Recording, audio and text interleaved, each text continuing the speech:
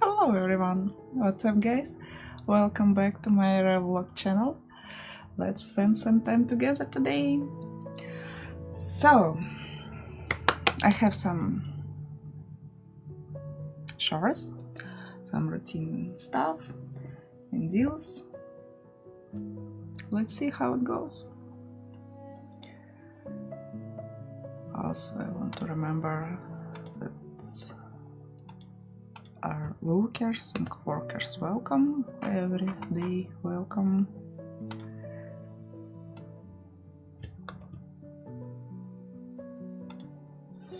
I want to turn on my setup.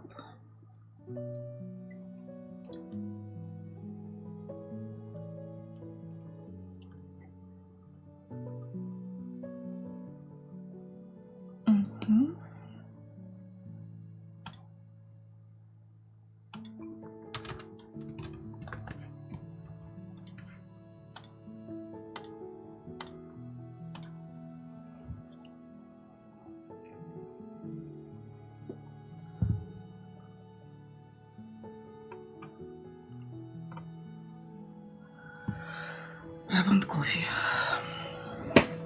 So let's turn on my setup and make some coffee.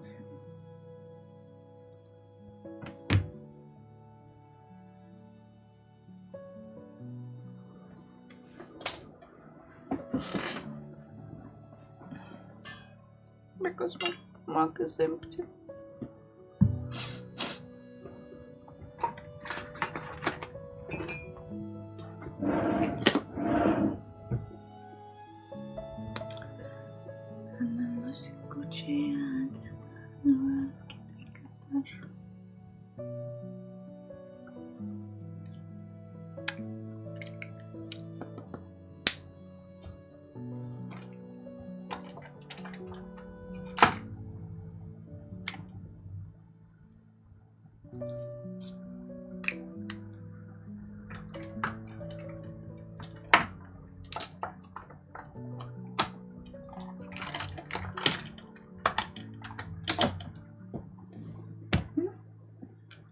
It works.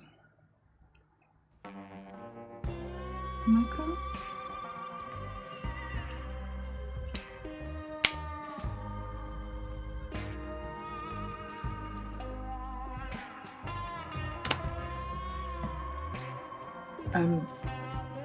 I'm too energized for this music.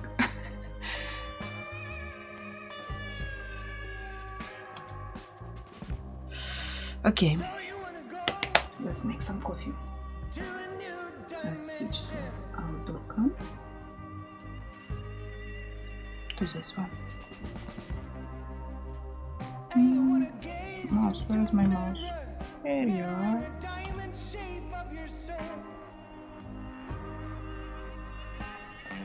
I found you here. Hello.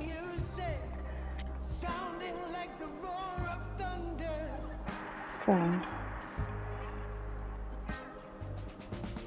no. Right. This one.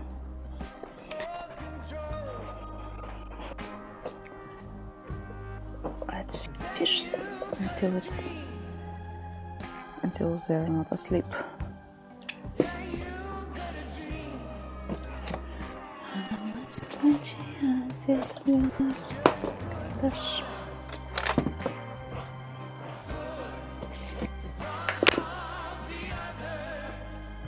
Hello guys, how are you here? Okay,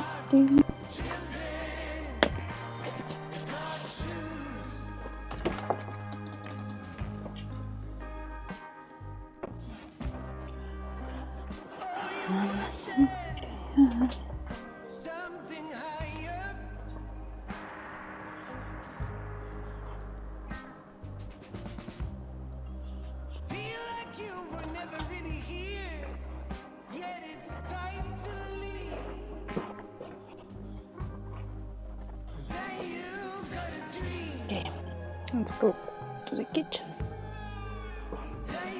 Finally. Oops, sorry. I did it.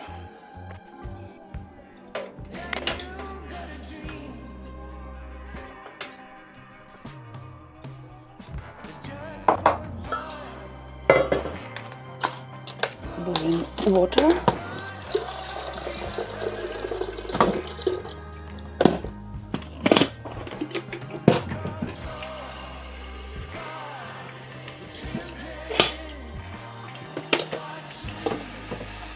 I need to change filter here.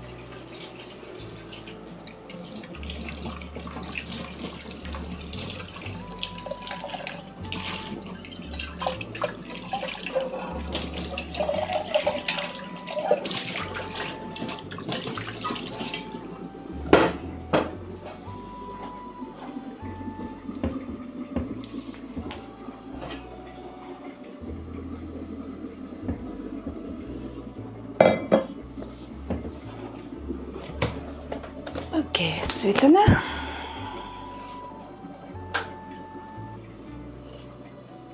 Maybe a bit more, just half more. And instant coffee.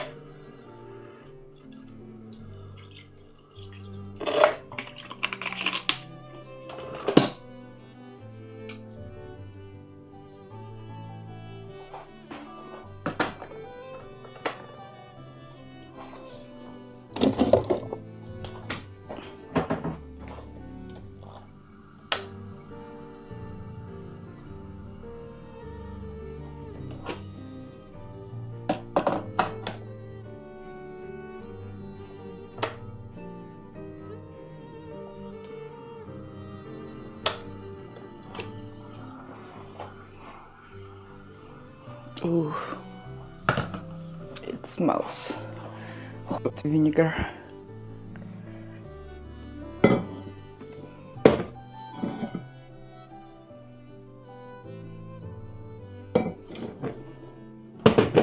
Wait, I need milk.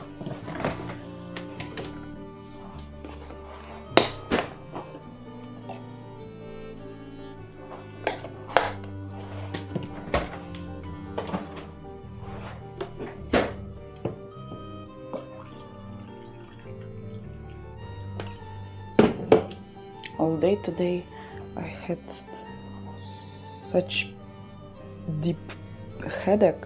I don't know why, I don't know what's happened to me. It's not usually deals, you know, for me at least. And I'm suffering. Now it's better. But it was worst day.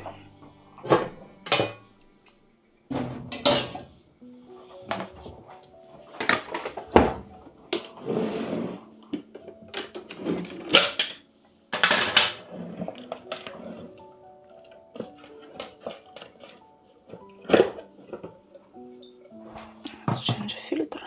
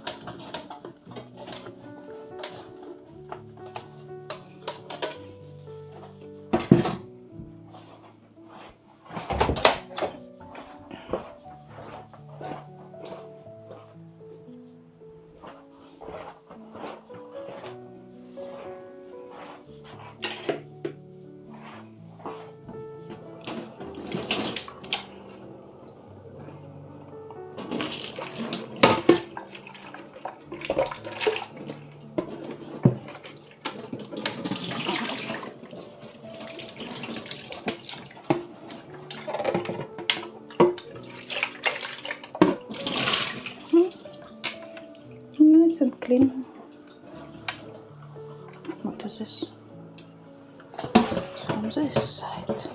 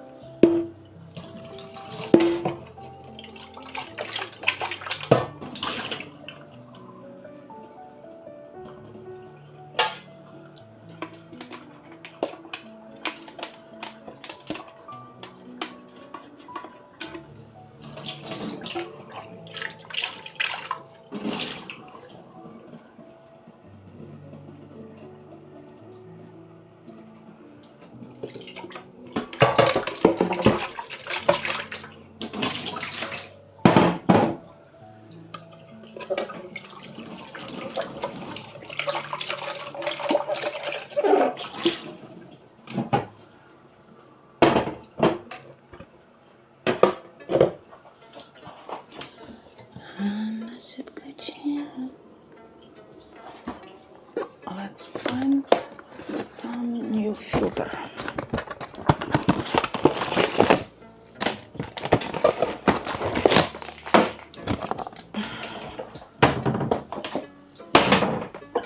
I need to smash it for recycling.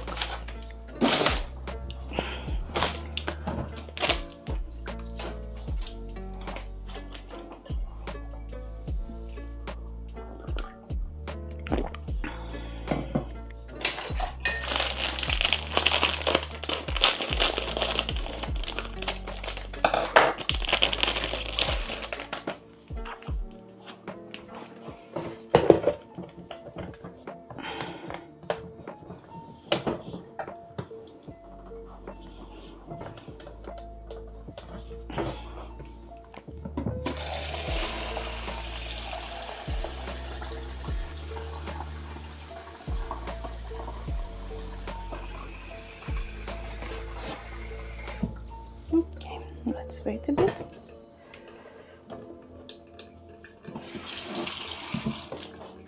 Until first water will gone.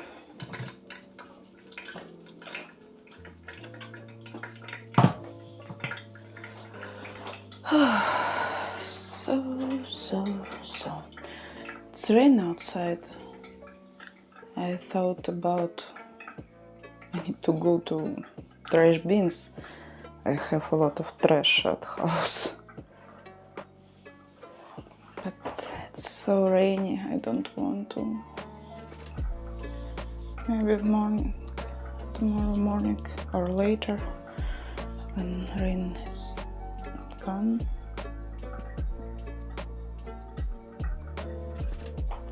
I don't know. Okay, what's happened? This kettle. It's already nice and clean. Let's preheat it one more time. Just a bit.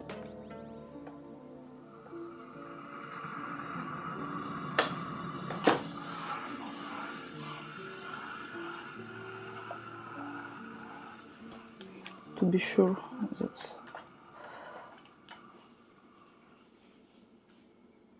all gone. Every time vinegar do it so fast and easy and safe for kettle. Just rinse and all gone. Oops.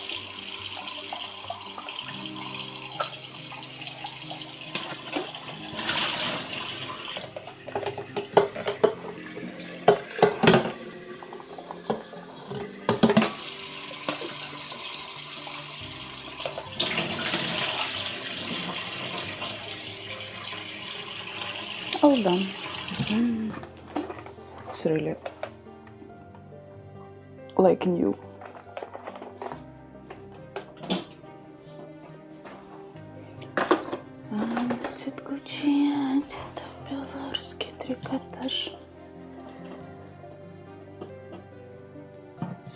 Still pouring water.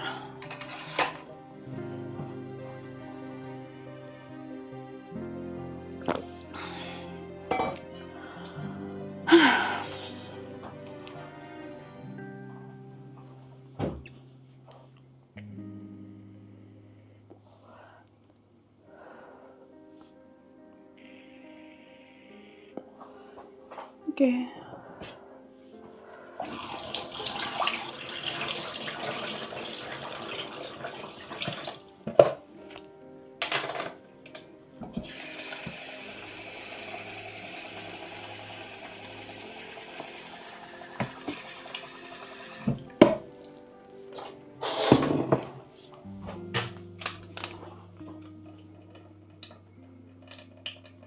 Renew the cycle.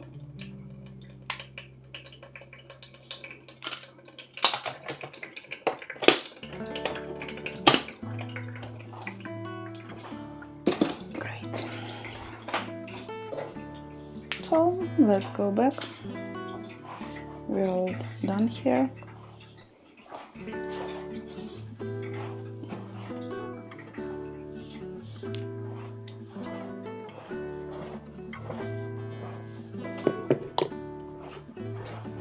Here's my coffee.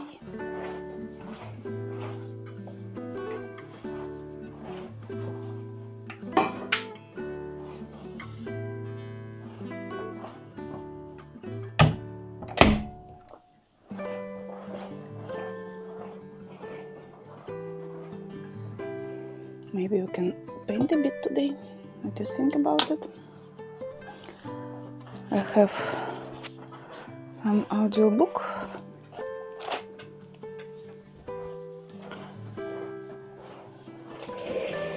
That was released on a few days ago. It's about Facebook, Meta.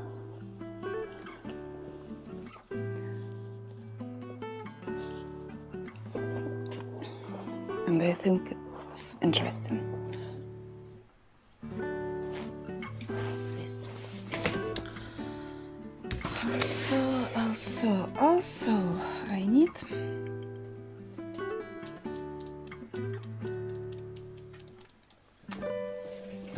put it to charge. And I need to take with me some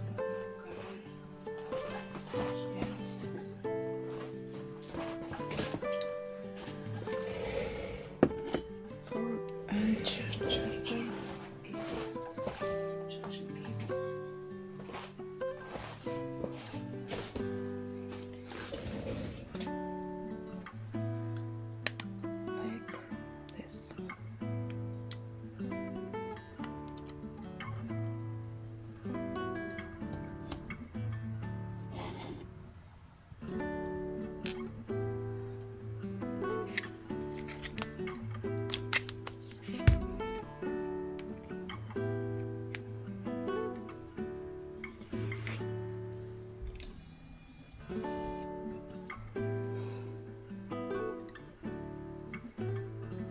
But somehow, we are the only ones at this party. Under dark skies and low clouds, a red carpet stretches into the distance in the ruins, dimly lit by the open fires. It's flanked by guards in ancient costumes with frilly collars and colourful silk trousers, wielding swords and axe-type things. Plus, the naked people, who, on closer inspection, are semi-naked, wearing abbreviated ancient Let it be 8 today. On one side, a group of people wearing only tiny loincloths and holding crops. Farther down, people who appear to be dressed as members of a kind of primeval Ku Klux Klan, all in front of these ancient fortifications, the site of the oldest European settlement on the Pacific coast of the Americas. Why are there naked people at a state dinner? Mark whispers. Honestly, I say, searching for a reasonable response, I couldn't say. This is my first state dinner with naked people. We trudge down the endless red carpet, past weird scenes of ritual, trading, fighting, and who knows what else. The Facebook men I'm with mostly averting their eyes because of the nakedness. And because any time you look directly at one of the non-costume extras, they meet your eyes and stare back at you. It's unnerving. When we get to the empty dining area, I see who's sitting where, and it's dreadful. Because he isn't a head of state, Mark has assigned a table between two people who seem to be random relatives of the President of Panama. I mean, they might also have been ministers. And I'm trying to Google them and simultaneously pretend that everything about the evening is okay and normal. And of course, I have no internet signal because we're in an archaeological ruins on the coast of Panama. Seeing few other options, I casually switch out Mark's name card with that of a minor president on a better table. I ferry the name cards inconspicuously in my handbag so the staff who have emerged and are milling around don't notice, and then breathe a sigh of relief and let the team know what I've done. He wants to sit next to Castro, Javi says. Not happening, I respond. Javi's my favorite of the co-workers here tonight. Javier Olivan, in charge of growth at Facebook, which means he's the person responsible for getting the billions who still aren't on the platform to sign up. Javi's a laid-back Spaniard, and one of the few people in top management with a sense of humor. When the heads of state finally start arriving, my job is to manage pull-asides. I used to work at an embassy, and pull-asides is diplomatic jargon for exactly what you think. Pulling to one side the person you want to talk to. Mark waits on the edge of the crowd, not convinced about any of this. It's my job at Facebook to run international policy. And to make this matter, I need to get Mark engaged in the issues of politics Facebook encounters and creates in the world. Some things that a company needs done on the international stage, only the CEO can do. It's just that this CEO doesn't want to. Mark is deeply skeptical of all this, and he plainly does not enjoy it.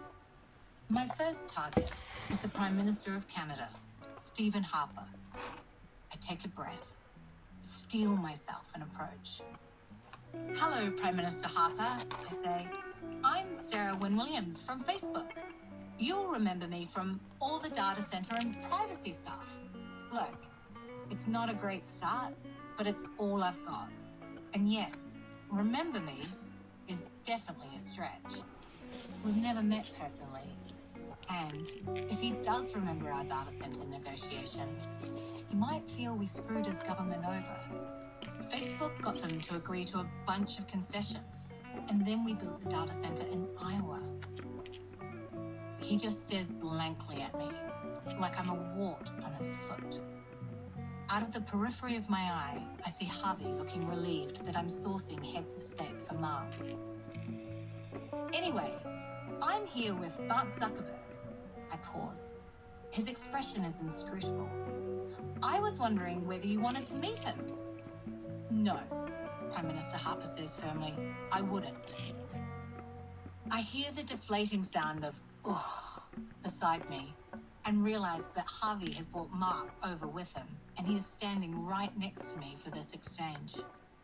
Prime Minister Harper moves off to mingle with other heads of state. Mark and I just stand there, looking at each other. I turn to Harvey, who declares, I'm getting mojitos for all of us, and strides off to the bar, leaving me and Mark in an uncomfortable silence.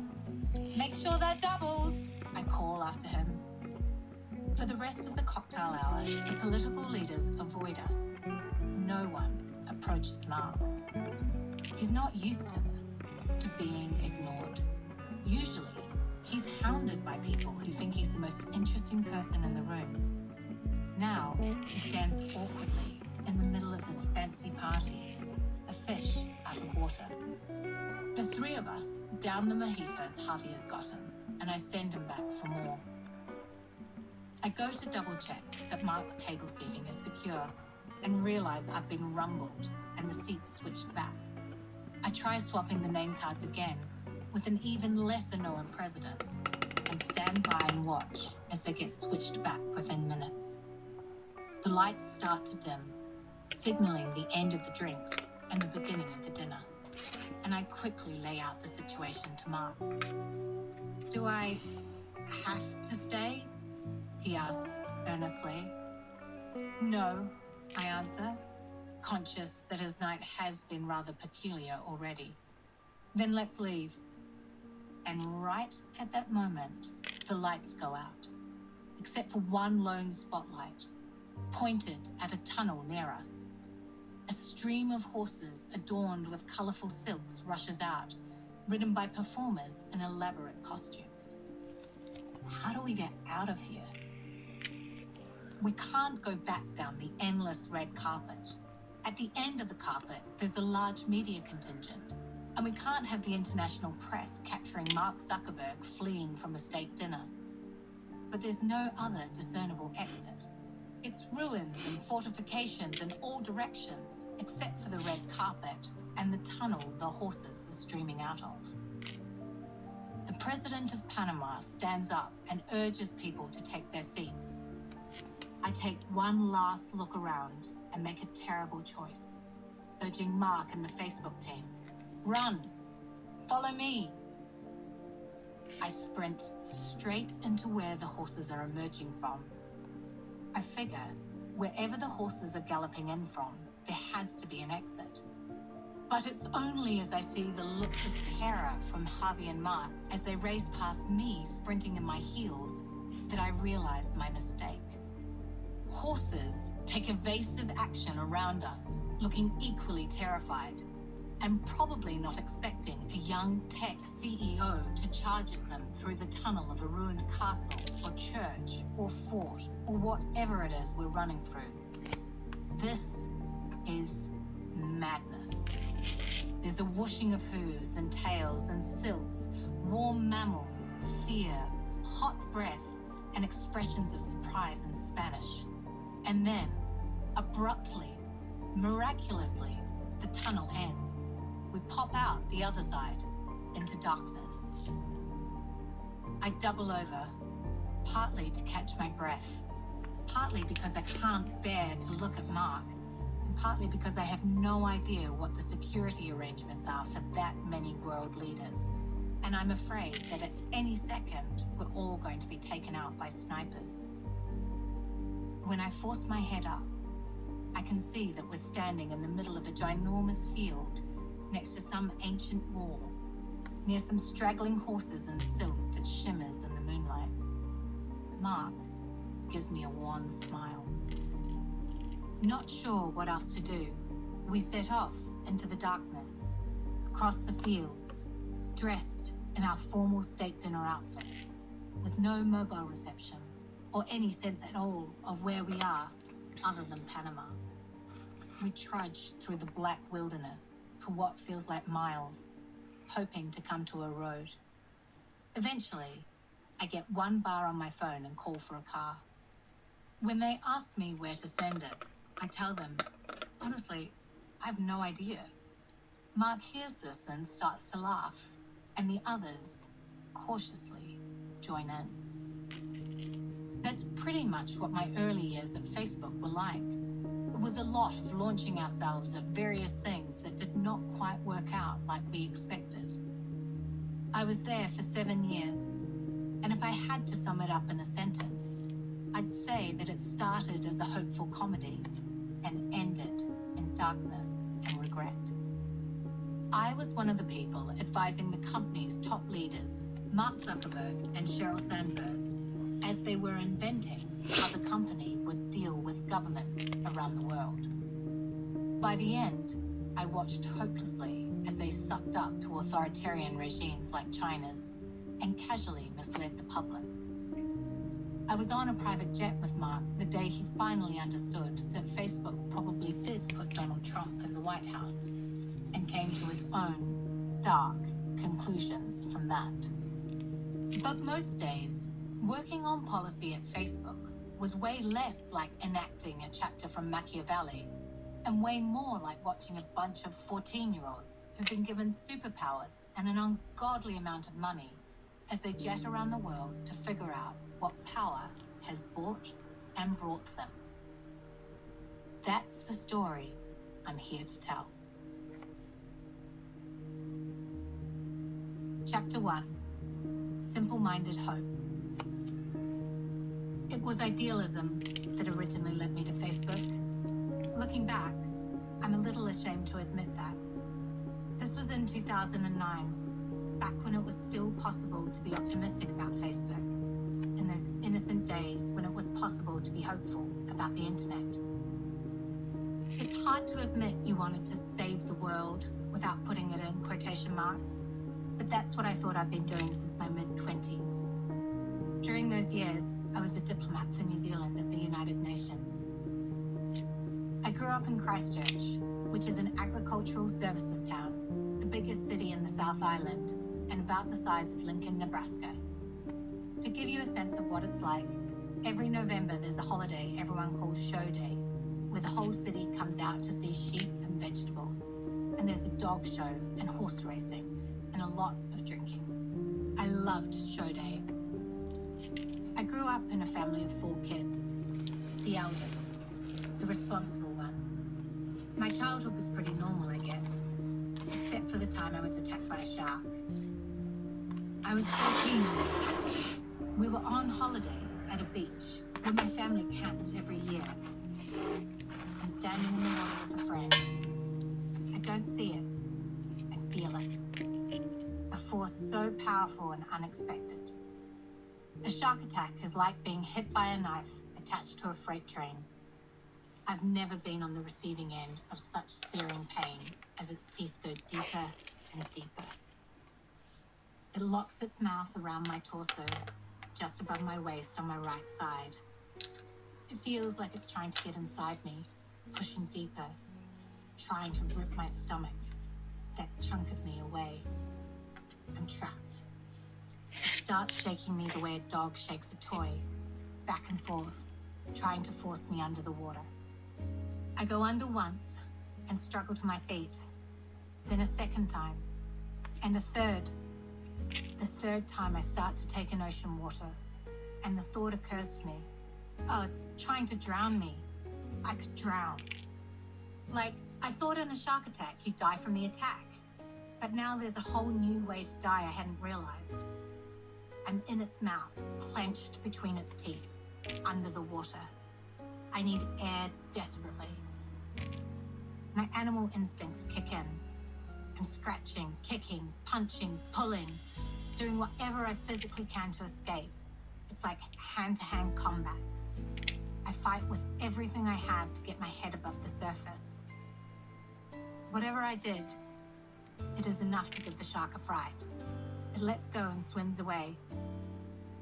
I struggle towards the shore and send my friend for help. My swimsuit is tattered. I look down and see 2 big puncture wounds and a chunk of skin missing. Gone. There's blood pouring out. I'm worried that it's going to bring the shark back, or maybe some other sharks. So I stumble through the water as fast as I can. But once I get to shallow water, I collapse and lie there alone, feeling the blood oozing out of me, the sting of the salt water, the hole in my body. I don't know how long I've been there when some fishermen come along. Are you all right? I'm patently not all right. But the other issue is that I'm exposed. The shark has ripped off enough of my swimsuit that I'm quite naked. I'm also 13, so I try to tell them I'm fine, just hoping they'll go away.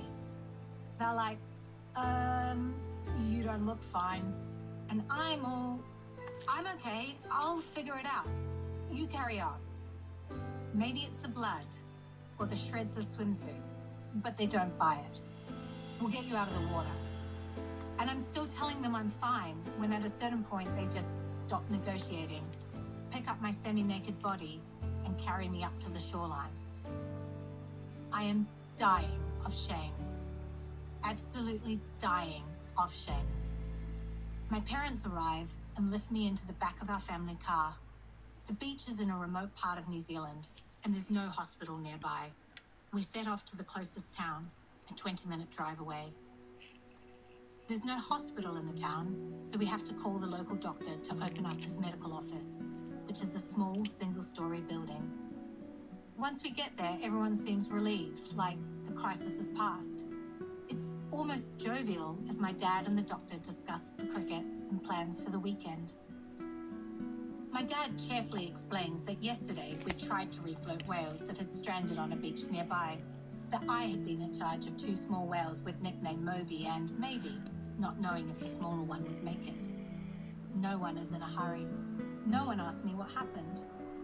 The doctor cleans the wound, pulls the skin around the jaw marks together, and stitches it up so there's no longer a chunk missing.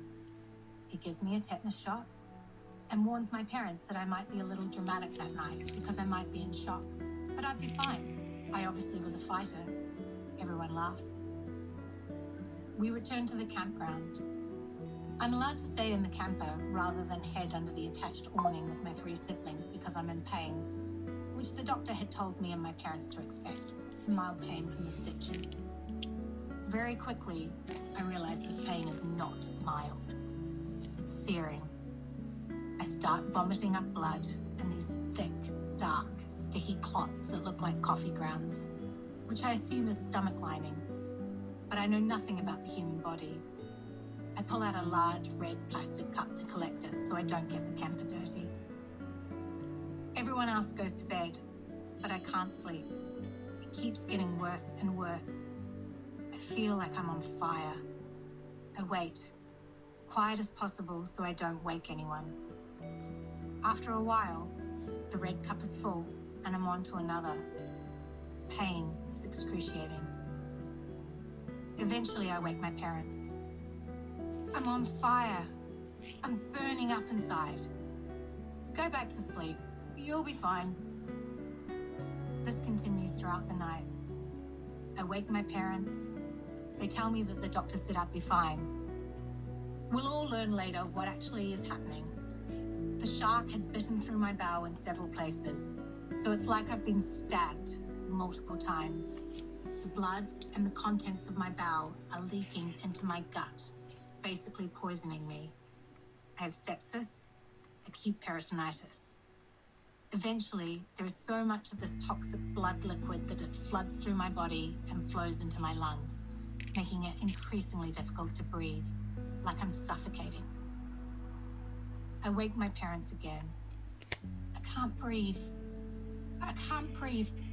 I can't get the air in. My mother, tired of being woken, responds in an authoritative voice.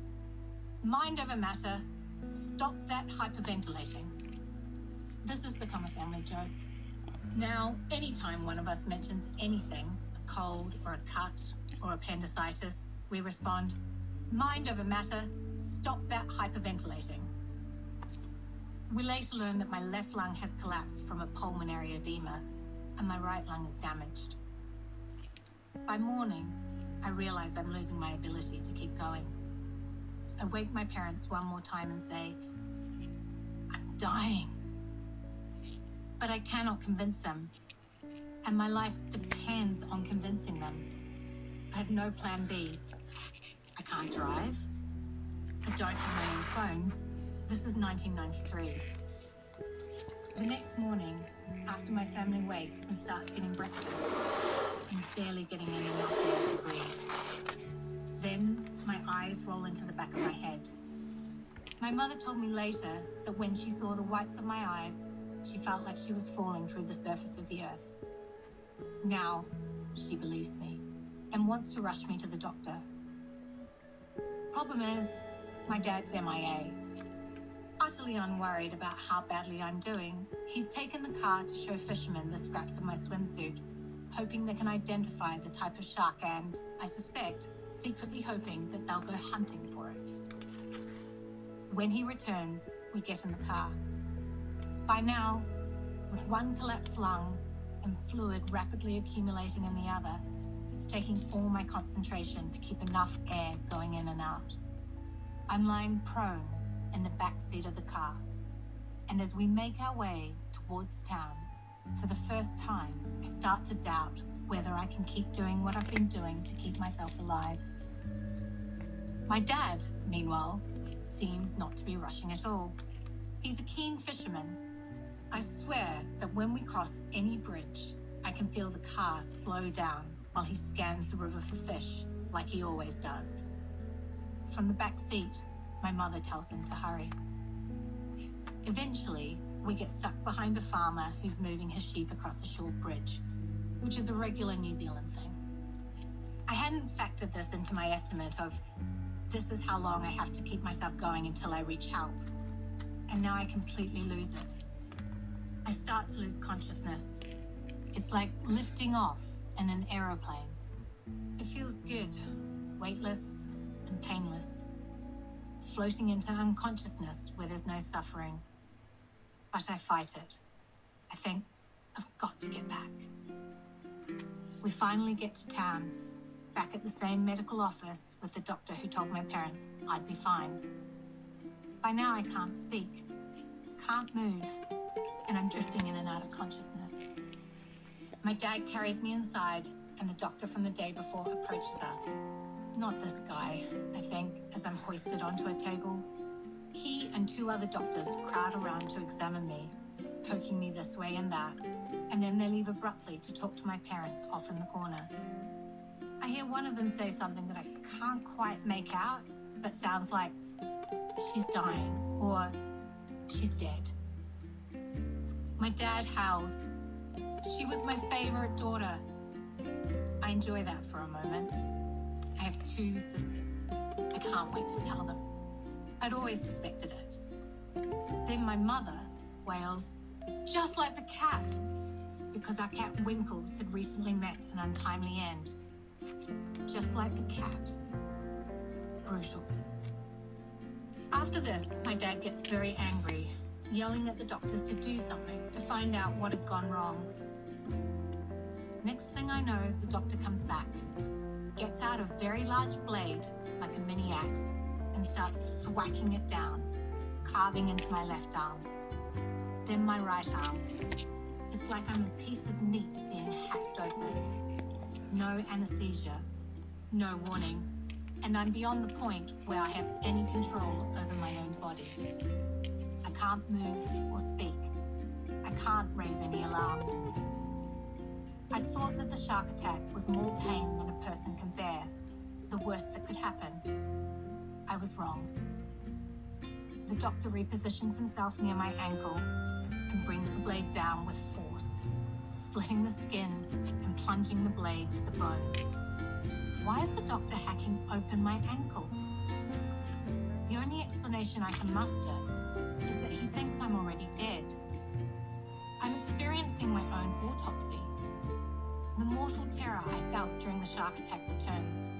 That feeling like I could die right this second. Painfully. Hacked to death. Is it weirder to die from a shark attack or an autopsy? Will they even know they killed me? The fear chokes me as I anticipate the next axe strike across my neck, or skull, or some other vulnerable part of me, delivering the final blow. Instead, the next blow lands on the bone in my left ankle. It's agonizing enough that my body spasms. This sparks a change in the room. Like they see me as a person again, not some inanimate object. They realize I'm alive. Someone calls for a helicopter to take me to a hospital. I later learned it wasn't an autopsy. They knew I was alive. I'd lost so much blood that the doctors believed if they didn't get intravenous blood into me immediately, I would die. In severe trauma cases, where it's impossible to find a vein because blood pressure is so low, it's standard ER procedure to slice into the arms or ankles. That's why I have 1-inch scars on my arms and legs. They're positively delicate compared with the scars on my stomach from the jaw marks. There wasn't time to give me anesthetic or explain. I don't think the doctors expected me to live. By the time they loaded me up into the helicopter, I don't think anyone did. And later, after hours of surgery, the doctors at the hospital tell my parents I'm unlikely to make it.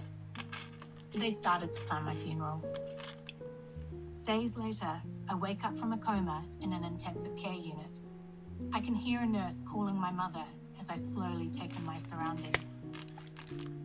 My mother leans over me, looks into my eyes, and says, "Aren't you lucky the doctors saved you?" I can't talk because I'm on life support, and a ventilator is helping me breathe. So I gesture for a pen and paper.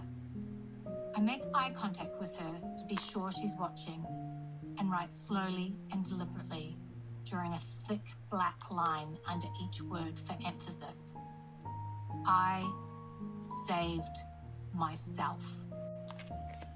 I'm not sure I can name all the ways this experience changed me, but I think at the very least, it probably made me bolder. Anytime I glimpse a possible adventure and have to decide, do I go for this? I do.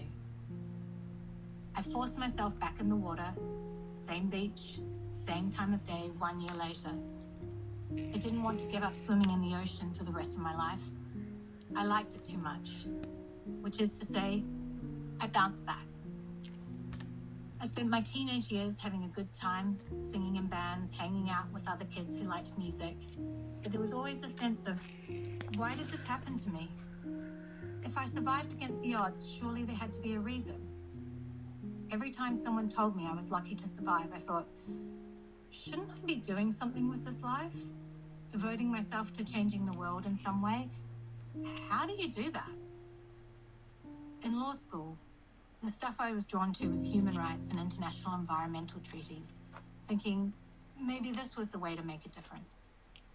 In New Zealand, it's easy to feel like you're on the edge of the world, a time zone ahead of everyone else, but somehow always behind.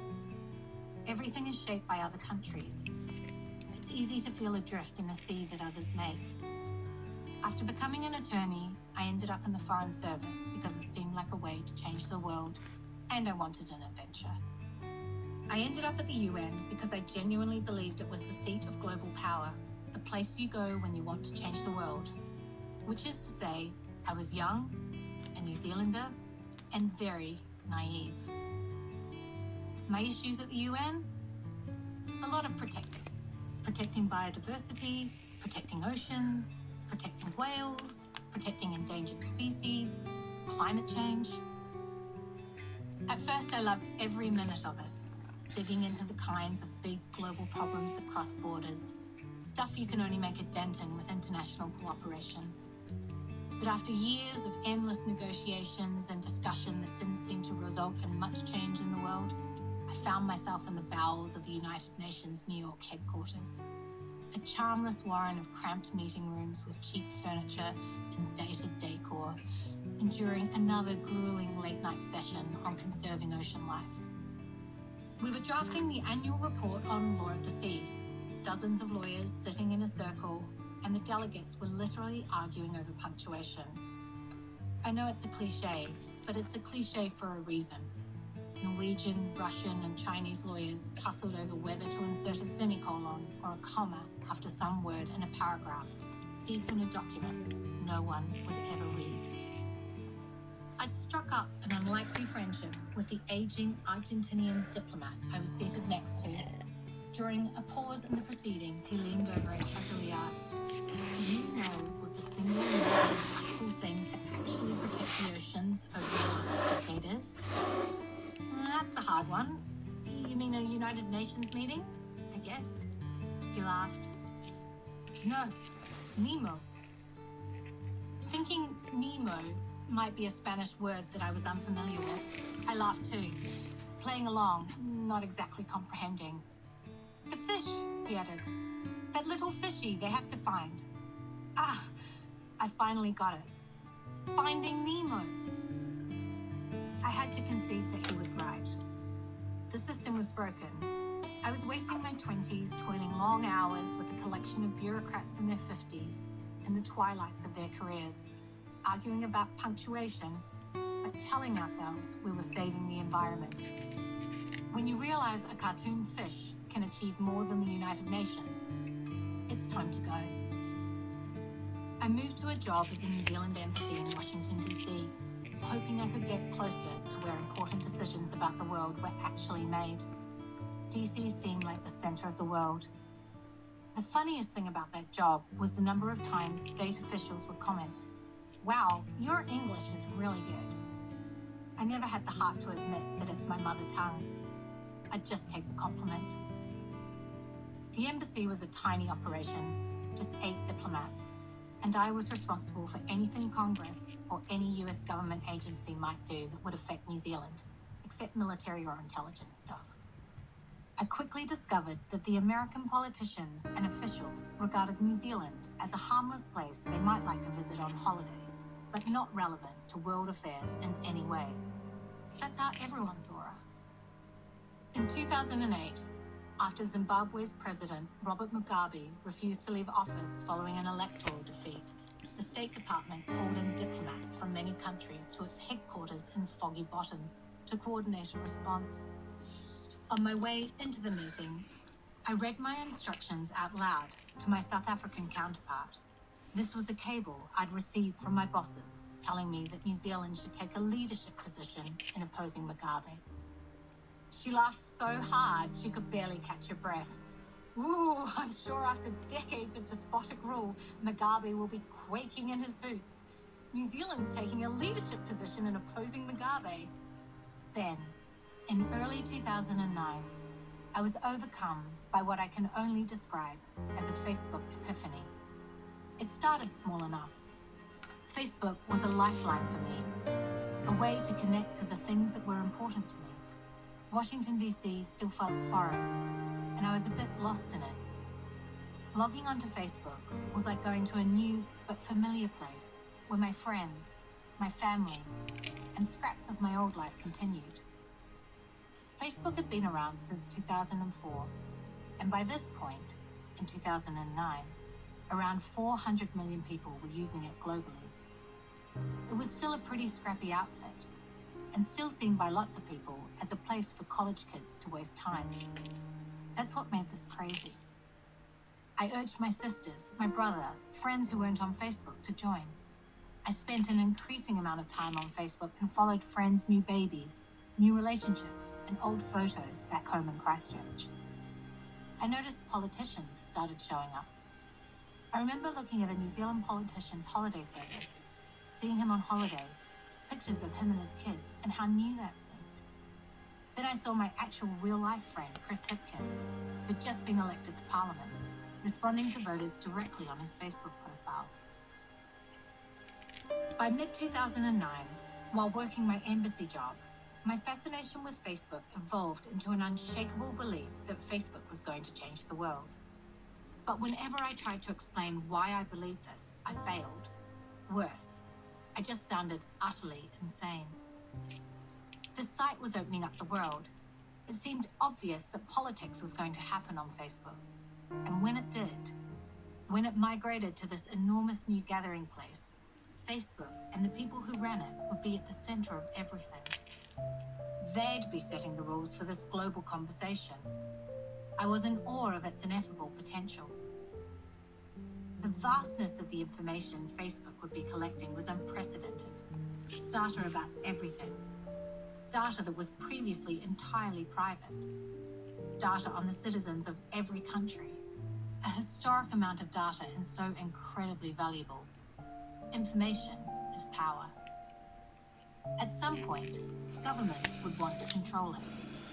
I'd seen at the UN how things that cross borders, that are valuable and touch many countries, raise questions like, who gets the fish in the sea? I'd seen this with technology especially. When genetically modified organisms became widespread, the UN wanted to set global rules for this new scary tech. For years, I worked on treaties that tried to figure out the rules, who got the benefits, how to manage the risk, and who would pay if something went wrong. Facebook was going to be a way bigger thing, especially in politicians' lives and their constituents' lives, than genetically altered crops. I could only imagine the scale of the global battle to set boundaries that was sure to come. After years of looking for things that would change the world, I thought I'd found the biggest one going. Like an evangelist, I saw Facebook's power confirmed in every part of everyday life. Whatever Facebook decided to do, what it did with the voices that were gathering there, would change the course of human events. I was sure of it. This was a revolution. What do you do when you see a revolution is coming? I decide I will stop at nothing to be part of it, at the center of the action. Once you see it, you can't sit on the sidelines. I'm desperate to be part of it. I can't remember ever wanting anything more. There's one problem. No one else at Facebook seems to think this way. As best as I could tell, Facebook sees itself as a way for people to waste time on the internet. Facebook does not seem to think of itself as an explosive force that's about to tear apart and remake politics all over the world. It doesn't even seem to have people working on politics, or policy, or relations with governments outside the US, or any of the things that consume me. It doesn't seem to know that the revolution is coming, and Facebook is it. So how do I convince them of that? I've never been to Silicon Valley. I've never previously identified a revolution or a new form of politics, and I am what can only be described as a random New Zealander. So how do I get to people inside Facebook and persuade them to take my advice? How do I convince them to give me a job? That's the task I set out on. Chapter 2. Pitching the revolution. Pitching a job at Facebook would not have been possible without Facebook. I see this as yet another confirmation of its importance. I've also never pitched a job before, and I have no idea how to do it, especially a job that doesn't exist. The first roadblock is that Facebook, the company, prides itself on being difficult to reach. It has hundreds of millions of users and ensures that not a single one of them can reach its tiny staff with random emails or phone calls. So in my spare time, I start to internet stalk all possible connections, contact numbers listed on the site, and any email for any staff member vaguely connected to the issues I'm consumed by. Initially, there really isn't anyone to pitch to. The only political staff they have are teaching Congress how to use Facebook, which isn't the revolution I'm looking for. Then I learned that Facebook has hired Marnie Levine as Vice President of Global Public Policy in the summer of 2010. I don't know who she is, but I know her hire means that Facebook is starting to think seriously about politics for the first time. I'm thrilled. The problem is that it's impossible to figure out how to reach her. There's no contact information on the website, of course, so I spend hours tracking down Marnie's home phone number and address, and consider cold calling her to pitch. Fortunately, in this round of the battle between desire and reality, the few remaining shreds of common sense, the last vestiges of social norms, and that final gatekeeper, shame, stop me from phoning her. I've learned enough about America in my time here that it's clear to me that it operates on a who-you-know basis. Armed with that knowledge, I look for someone connected to Marnie who's also connected to me. I scour every single person on her Facebook friends list, which mercifully is public. I can't believe Facebook provides a detailed list of everyone's social connections to anyone. We have one friend in common. That's it. One shot. That mutual friend, Ed Luce, is remarkably good-humoured about introducing me to Marnie. They both worked for Larry Summers at the Treasury Department. He offers to put me in touch with another ex-Treasury colleague, Sheryl Sandberg, the number 2 at Facebook. But after hours of research, I'm sure Marnie's the right person. Tiniest painting My ever. conversation with Ed happens at his home in DC. I can tell he's bemused by the idea of recommending someone for a job that doesn't exist. Over a cold beer, he quizzes me on why I'm fixated on working for the company, what I know of its leadership, and why I'm convinced that Facebook is going to change the world. In retrospect, I can see he was also gently...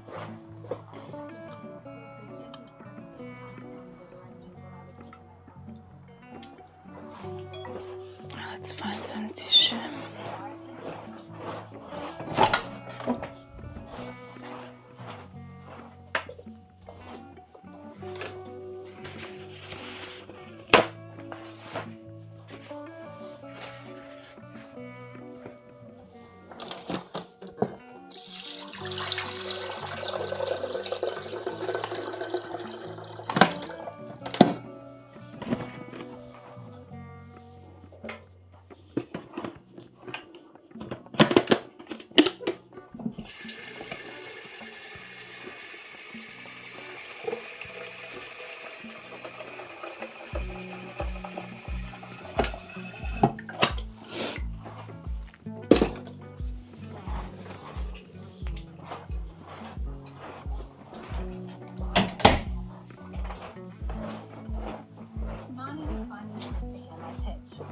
But I'm fairly certain from the holiday timing, a month after my original email, that it's a polite favour to Ed rather than an indication of any interest.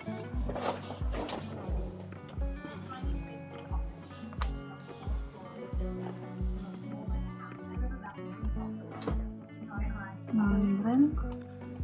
The biting cold winter wind forces me to duck inside loft and peruse the vast array of trouser suits, the political costume of women seeking power, that the store has curated for its PC clientele. 10 minutes before our scheduled meeting, I punch the access code into the lift, and seconds later, I'm dislodged into a cramped office space. The difference between the countless embassies that I'm used to and this office is stark. It's unlike any office space I've ever seen. There are cords, monitors, food, swag, and toy Nerf guns littering the tiny open plan space. A friendly brunette with a Texas accent introduces herself as Marnie's assistant, Meredith, and guides me to some couches jammed up against an internal column. We're meeting a few days before the new year, so the office isn't busy, but there are some guys scattered around the place who work at their desks with large headphones on. My mind swings between this is simply an insane thing to do and Facebook needs this. They need it so much every few seconds. I Nice. feel nervous. When I first had my revelation about Facebook, it seemed so obvious to me that I assumed I'd have to beat out a line of Let's use bright, 5 connected system. Americans, making their way to the company to be part of the same revolution. Instead, I'm having to pitch the revolution to Facebook. Meeting Arnie, I'm struck by her eyes. They're hazel, intense. Her blonde hair is cut into a sharp bob. I spend so much time devouring everything about her on the internet that it's somehow a surprise to actually be sitting in front of her. I managed to get out the start of my opening line, Facebook needs a diplomat, before Marnie interrupts me with her first question. What do you mean by diplomat? Followed quickly by her second. Why would Facebook need someone like that? And then, how would you rank that need against the other needs Facebook has at this time? Within minutes, I'm terrified of her.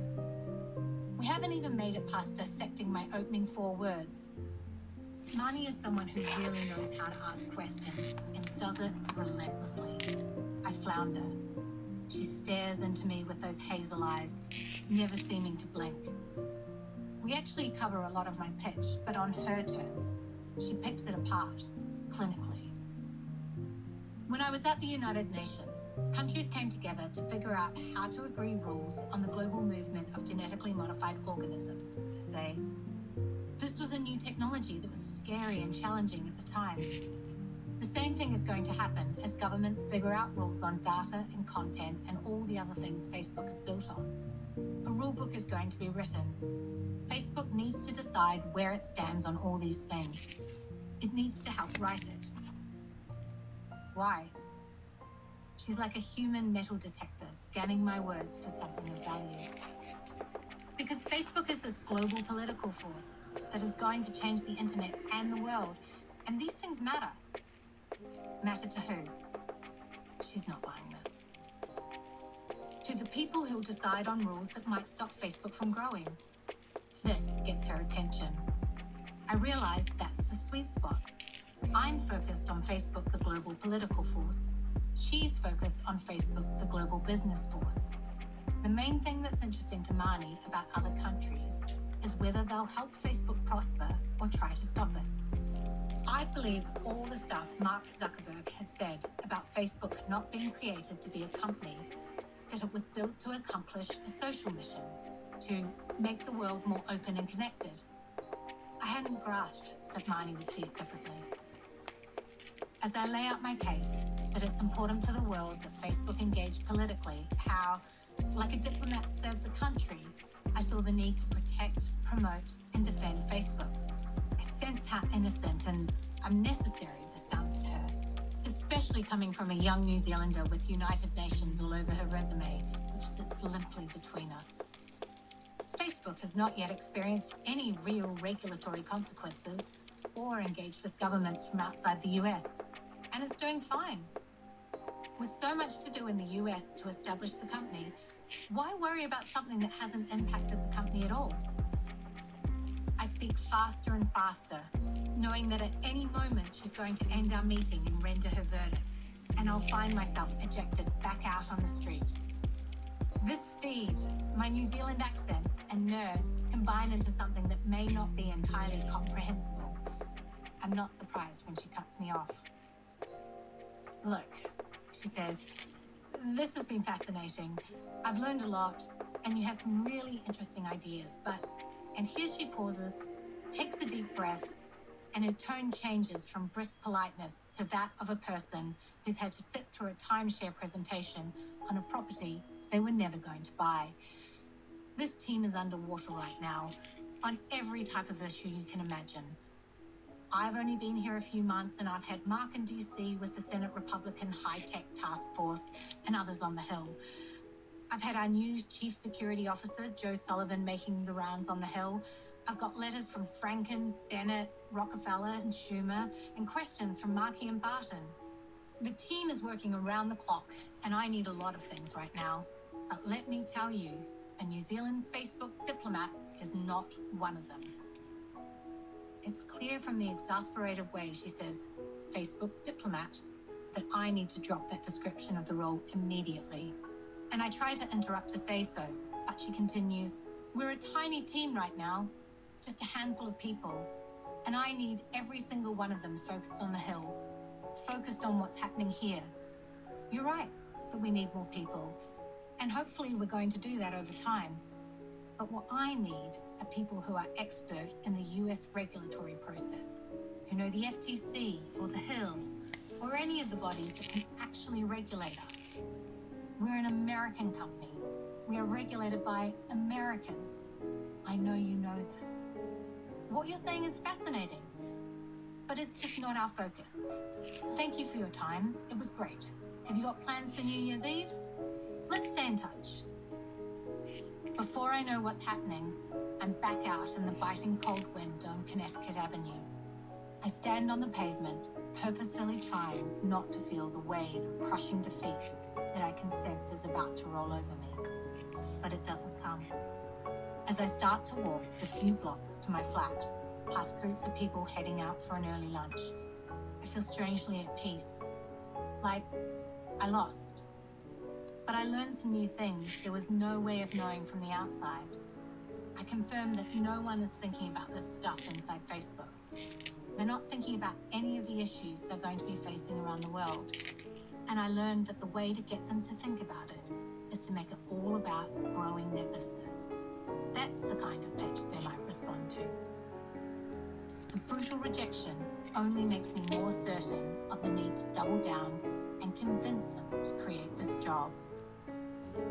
So I'm surprised and thrilled when Marnie randomly calls weeks later and throws me a lifeline by asking me more questions.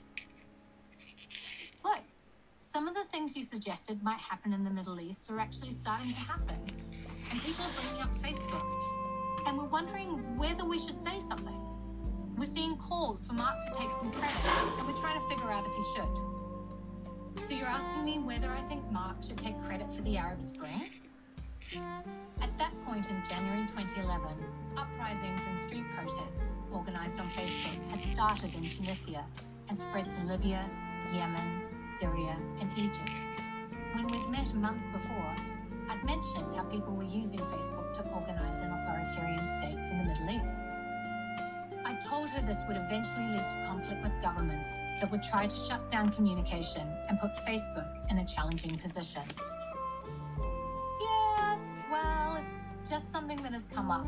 The media are quite interested. Well, I guess we need to talk about China.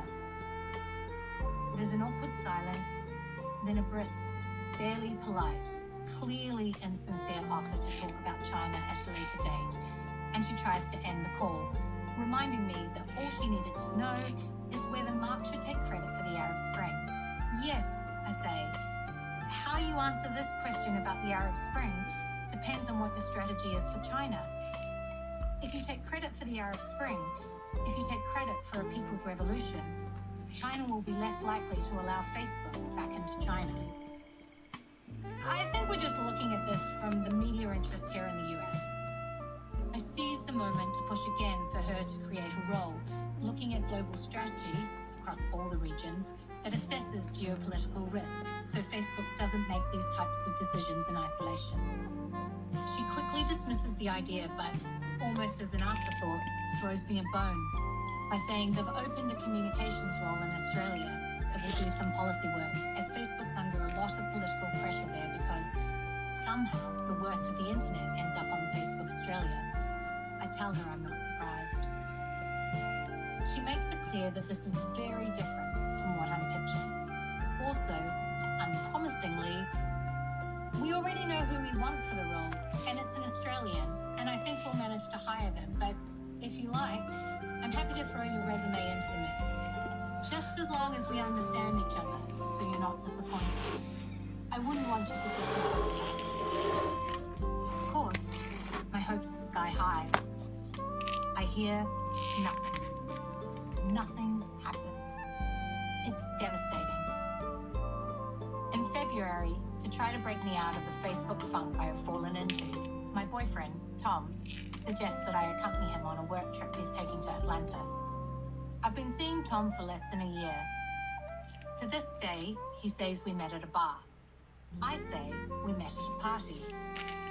What struck me when we met at a party, held in a bar, was that he was this person who seemed to be thinking the exact same thing that I was thinking, and saying the exact thing I wanted to say.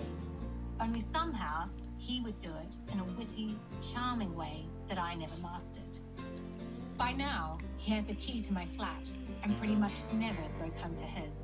He's a Brit, dark hair, green eyes, a reporter for the Financial Times.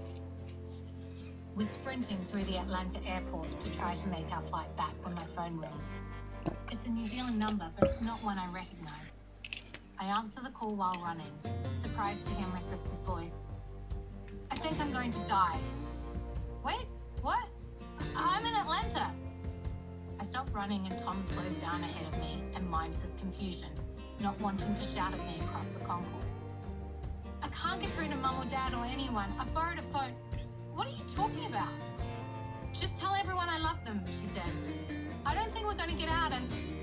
The call drops. Tom hustles me to the gate. We barely manage to board the flight before it closes. I make my way to my seat and try to call my sister back. Nothing. I don't even recognize the busy tone at the other end of the line. What was that all about? Tom asks. It was Ruthie. Tom looks at me expectantly. She actually said she thought she was going to die and she couldn't reach Mum and something about not being able to get out and it wasn't her number and the whole thing was really strange.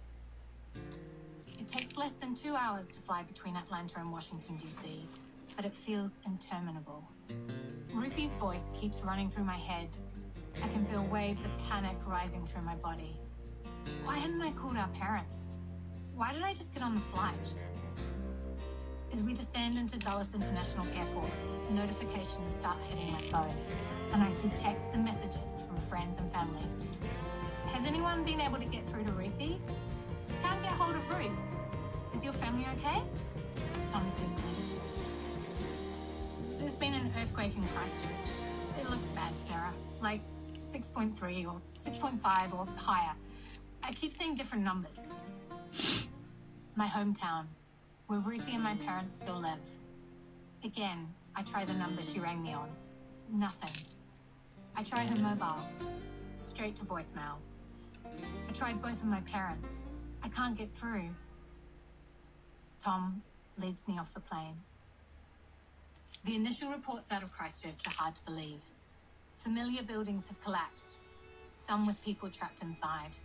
It's clear there are fatalities, but it's difficult to grasp the scale. Phone lines are down or overloaded. My sister's a TV reporter for TVNZ in Christchurch, but her station and nearly all the other news outlets in Christchurch have been damaged. So Facebook seems to be the best place for getting information.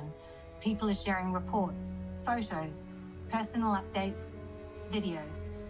I go through all of my sister's friends and focus on her colleagues and closest friends to see if anyone has any updates. All I find are people checking to see if she is okay, with no response. Eventually, I manage to get through to my parents. They're unharmed, but neither of them has heard from my sister. After midnight, I instruct Tom to go to sleep, and I settle in on the sofa, obsessively checking Facebook and New Zealand news sites. Facebook plugs me into the disaster in a way that was previously impossible. Finally, as dawn breaks in Washington, D.C., a message pops up. On Facebook, of course. Love you. Lost everything. Nearly died in that building. I'm so scared and have no idea where I will sleep tonight. I'm tired and living by the minute, but thankful I have a job to do. Escaping from that building was terrifying. Can't explain it to you. There was dust and stuff falling everywhere. Huge cracks. I'm so lucky to be alive. And that sounds like such a small cliche, but I am. One of the workers just told me I'm pulling a man out of the seat, and I think body artery. There is more beside our life truck. It's scary here. As I ride, an aftershock is shaking the truck. Better go. I love it and miss you. I watched the aftermath of the earthquake play out on Facebook. People use the platform to let friends and family know they're safe, share information on road closures, coordinate sharing supplies, post warnings about drinking water, offer tips for managing liquefaction, a new concept to me that is basically the ground melting, offer up spare rooms, and support those who had experienced the unthinkable. The community whose physical infrastructure was damaged found a new infrastructure online.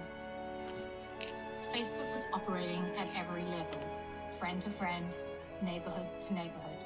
There was a way for the government to get messages to citizens and for communities to come together, but it all happened organically.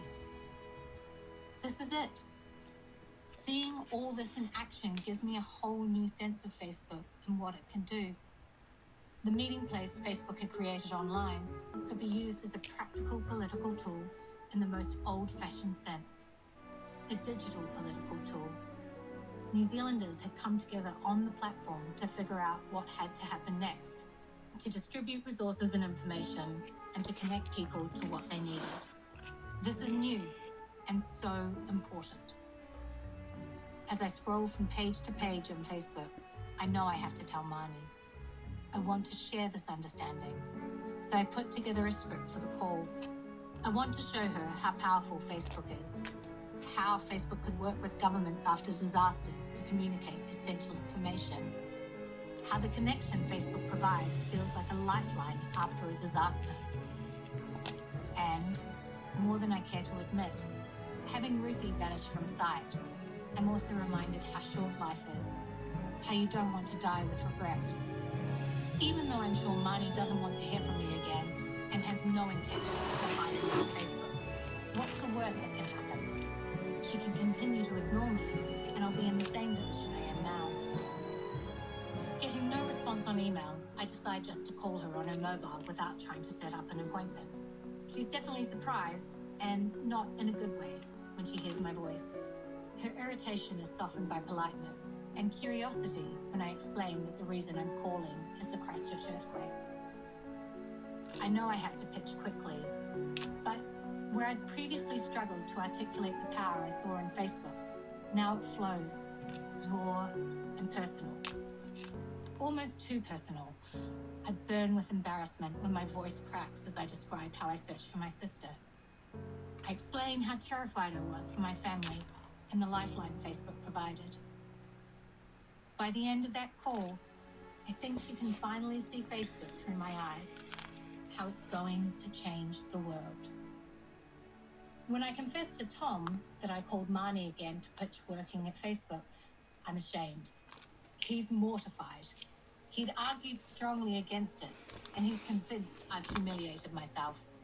Tom's British, and thus especially attuned to, and appalled by, any interpersonal awkwardness. I don't hear back from Marnie. Tom sits me down and tells me it's time to give up on Facebook and move on. I turn to my best friend for solace and to complain about Tom, only to learn that she agrees with him and his version. She gently reminds me that after more than a year of trying to get my dream job, it still doesn't exist. 1 week after the earthquake, I get an email from a recruiter about the position in Australia. It's a communications job I have no interest in, not a policy position, but I go for it, hoping to use the interviews to talk them into the job I think they should create for me. Getting each person I interview with to see the problem, the potential, and the solution, me. In each interview, I pitched that global policy job with a fervour Facebook employees seem to find surprising. Long story short, many interviews, and 3 months later, Marnie calls out of the blue. I'd like to offer you the job. Which one? Well, which one do you want? The one you interviewed for or the one you pitched? There's more than a hint of recrimination in her voice. The one I pitched, I respond without hesitation. I'm not sure that's how this should work, but the job's yours. I can't believe I had the opportunity to work on the greatest political tool of my lifetime. I can't believe my luck that I'm going to be part of Facebook and the positive changes it's sure to bring. The biggest adventure I can imagine is about to begin, and there's nothing on earth I'd rather be doing. My title will be Manager of Global Public Policy. But you know, Marnie adds, I'm still not even sure this is a job. I'm stunned and just sit on the other end of the phone in silence. I mean, it's great. You're great. And I'm sure you're going to find ways to add value. I'm just not sure that there's enough work to do on this stuff. I mean, the stuff you're interested in, to make it a real job. But we'll figure it out. I had no idea what I was getting myself into. Chapter 3. This is going to be fun. My first day at Facebook, July 5th, 2011. The Washington, D.C. Facebook office has moved downtown since my last interview, and I'm incredibly nervous as I walk into the utilitarian reception area the next week. Like Facebook's offices in California, the DC office's Thank you, pipes Jessica. and air ducts are exposed. It's all raw concrete How are and you? garish paint, fake graffiti on the walls. If this seemed odd in Silicon Valley, it's ridiculous in this DC office building, which is so fancy that all the offices have glass windows facing a huge atrium, so you can see into the plush surrounds of lobbying and law firms. Marnie's assistant, Meredith McCollum, who handled logistics for my many interviews, is there to collect me, and I'm relieved to see a familiar face. After a quick tour, she shows me to a barren white desk in a room full of desks. I've arrived early, and the office is empty aside from the two of us. Okay, if you want to give me your laptop, I can get you set up before everyone else gets in. My laptop? I stare at Meredith, confused. Yeah, they gave you a laptop at orientation in California, didn't they? It slowly dawns on me that I've made a terrible mistake. Yes, You can use everything you want. I don't know. it's just that I thought that was Sounds like strange. a home laptop. What's a home laptop? Meredith looks baffled. You know, a laptop to use at home. I stumble across words trying to explain. Why would we give you a laptop for your house? I don't know. I guess I was expecting there to be a computer here at my desk. I mean, at a technology company. Well, there would be if you had brought your laptop in. I incoherently try to explain to her that at my previous job for the New Zealand Embassy, any work on a laptop happened on our personal laptops at home. In fact, the embassy was so slow to adopt technology that staff didn't even have access to the internet at work, other than one internet computer we all shared. Security concerns, we were told. Incompetence, we suspected. During the crazy, cultish Facebook orientation program, everyone kept talking about how generous Facebook was as an employer. So I just guessed the laptop was for home use. I was wrong. Meredith tells me I should run back to get it. Marnie's going to be here before too long, and she will definitely be expecting to see you and your computer. I jog in unseemly haste and heels past the reception area I'd entered so recently and back out to the street and the metro. As I near home, I bump into a friend who's setting off to work. First day didn't go well then, he says with a smile. When I return to the Facebook office, Marnie's already at her desk. She welcomes me and reintroduces me to Meredith, who winks at me the moment Marnie goes to speak to other members of the team. It's clear that Marnie has no idea I'd been in the office an hour earlier. As soon as we're out of earshot, I beg Meredith, please don't tell anyone I came to work without a computer. No. This is going to be fun, she replies, before turning to follow Marnie. I know what I want this job to be. No, I'm It's not, clear that and in these next few I'm years, not Facebook and recommended governments something all over like the world this. are going to be figuring out the rules of the road for these giant, globe-spanning internet companies. What they set in place will determine how social media is used for decades to come. it will affect elections, privacy, free speech, taxes, and so much else. I want to be part of that. The debating, the shaping, the deciding. I imagine the kinds of arguments we used to have at the UN. We'll be sitting down with governments to puzzle out what's best, the trade-offs, the competing interests, sharing the spoils, all of it. We need to get this right for the hundreds of millions who are sure to be using these platforms every day for years to come. So, where to begin? I sit down at my new desk and realize that I have absolutely no idea what I should do next. I begin writing a memo to my bosses, suggesting that we create a global council, 15 to 20 experts around the world who can advise us on the political and strategic issues in their countries as needed. I check with a friend at Goldman Sachs who confirms that they have something like this. Other international companies do too. This idea is rejected within days. We make the decisions, I'm told. The bosses don't want a bunch of outsiders all up in our business that way. That first day, I also get an assignment. Marnie tells me I'm going to be in charge of one of the first visits by a foreign head of state to Facebook at our headquarters in California. Coincidentally, it's the Prime Minister of New Zealand, John Key, the perfect collision of my old and new worlds. Facebook hasn't done many of these visits, and building relationships with heads of state have been part of my pitch when I proposed this job to Marnie. Building relationships before Facebook meets them. I ask if Mark Zuckerberg will host the Prime Minister. In my old job at the embassy, we just assumed that was how it would go. Our top person would meet their top person. The Prime Minister is seeing President Obama on this visit, so it doesn't seem like a strange question to me. People don't openly laugh, but they come close. It's made very clear to me that Mark has no interest in policy or politics. That's Cheryl's world, and specifically no interest in meeting the Prime Minister of New Zealand.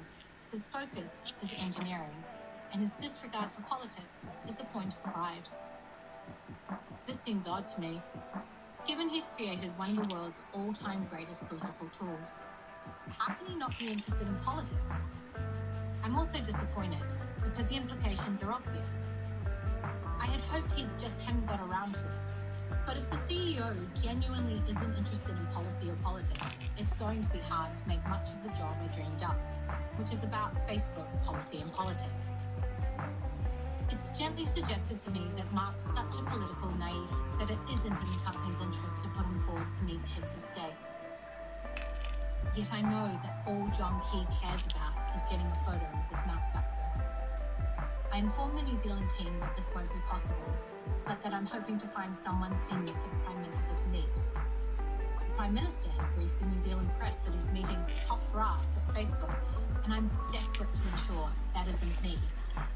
I've heard through other New Zealanders at Facebook that Cheryl has plans to visit New Zealand on holiday at the end of the year.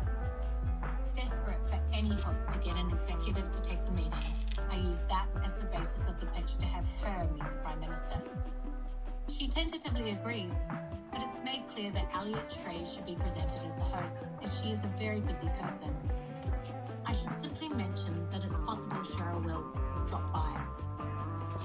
Elliot is Marnie's boss.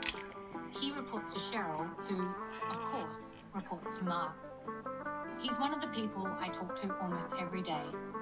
I describe him as a bear-like intellectual, charismatic, fatherly, tall, ferociously clever, messy hair and rumpled outfits and glasses. Elliot ran communications and public affairs at Google in its early days, before he came over to Facebook to do the same. A family man, married with 3 kids. I like him. He's got a warmth and affable charm, but there's a steely side to him too. When people fuck up, he's quick to drill down and take them apart, point by point. He seems to be taking measure of everyone, all the time, and he's good at it. You want him to like you. The New Zealanders aren't thrilled with the idea of meeting Elliot, rather than Mark or Cheryl. But as I learned during my time in the New Zealand Foreign Service, we take what we can get, so the meeting is scheduled. The next challenge is figuring out what actually happens next. There isn't a set of talking points for what Facebook wants to say to foreign governments, or a strategy. There's nothing.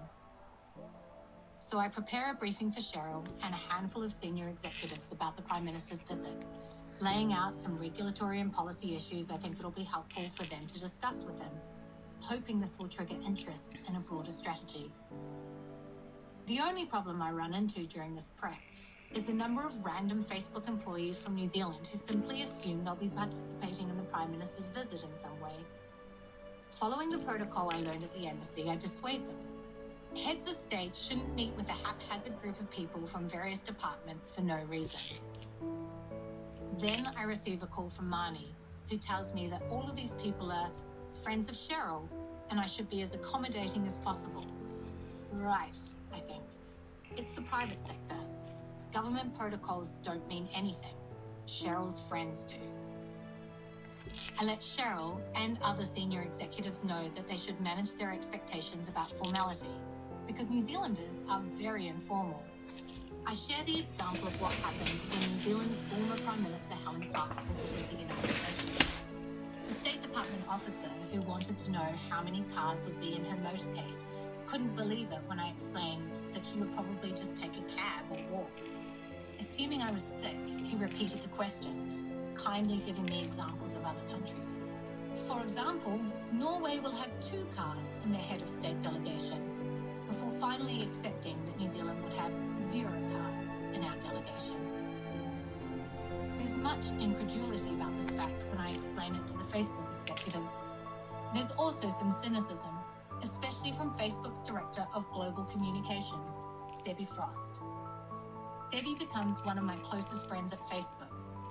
We started down that path during my job interview when she cut me off as I was trying to explain the work I'd done at the UN on a treaty for genetically modified organisms. She reached over and touched my arm. If you found those fucking seeds at the boring United Nations interesting, she said, then you're really going to love working here where things are actually interesting. I loved that, and I'd learned soon enough this was typical. In one sentence, she simultaneously dissed my work history, told me I bored her, and winked at me.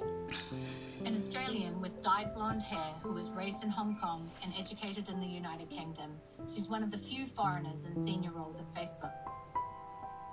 Should we expect this Prime Minister to show up on foot or maybe a bike? Debbie asks, deadpan.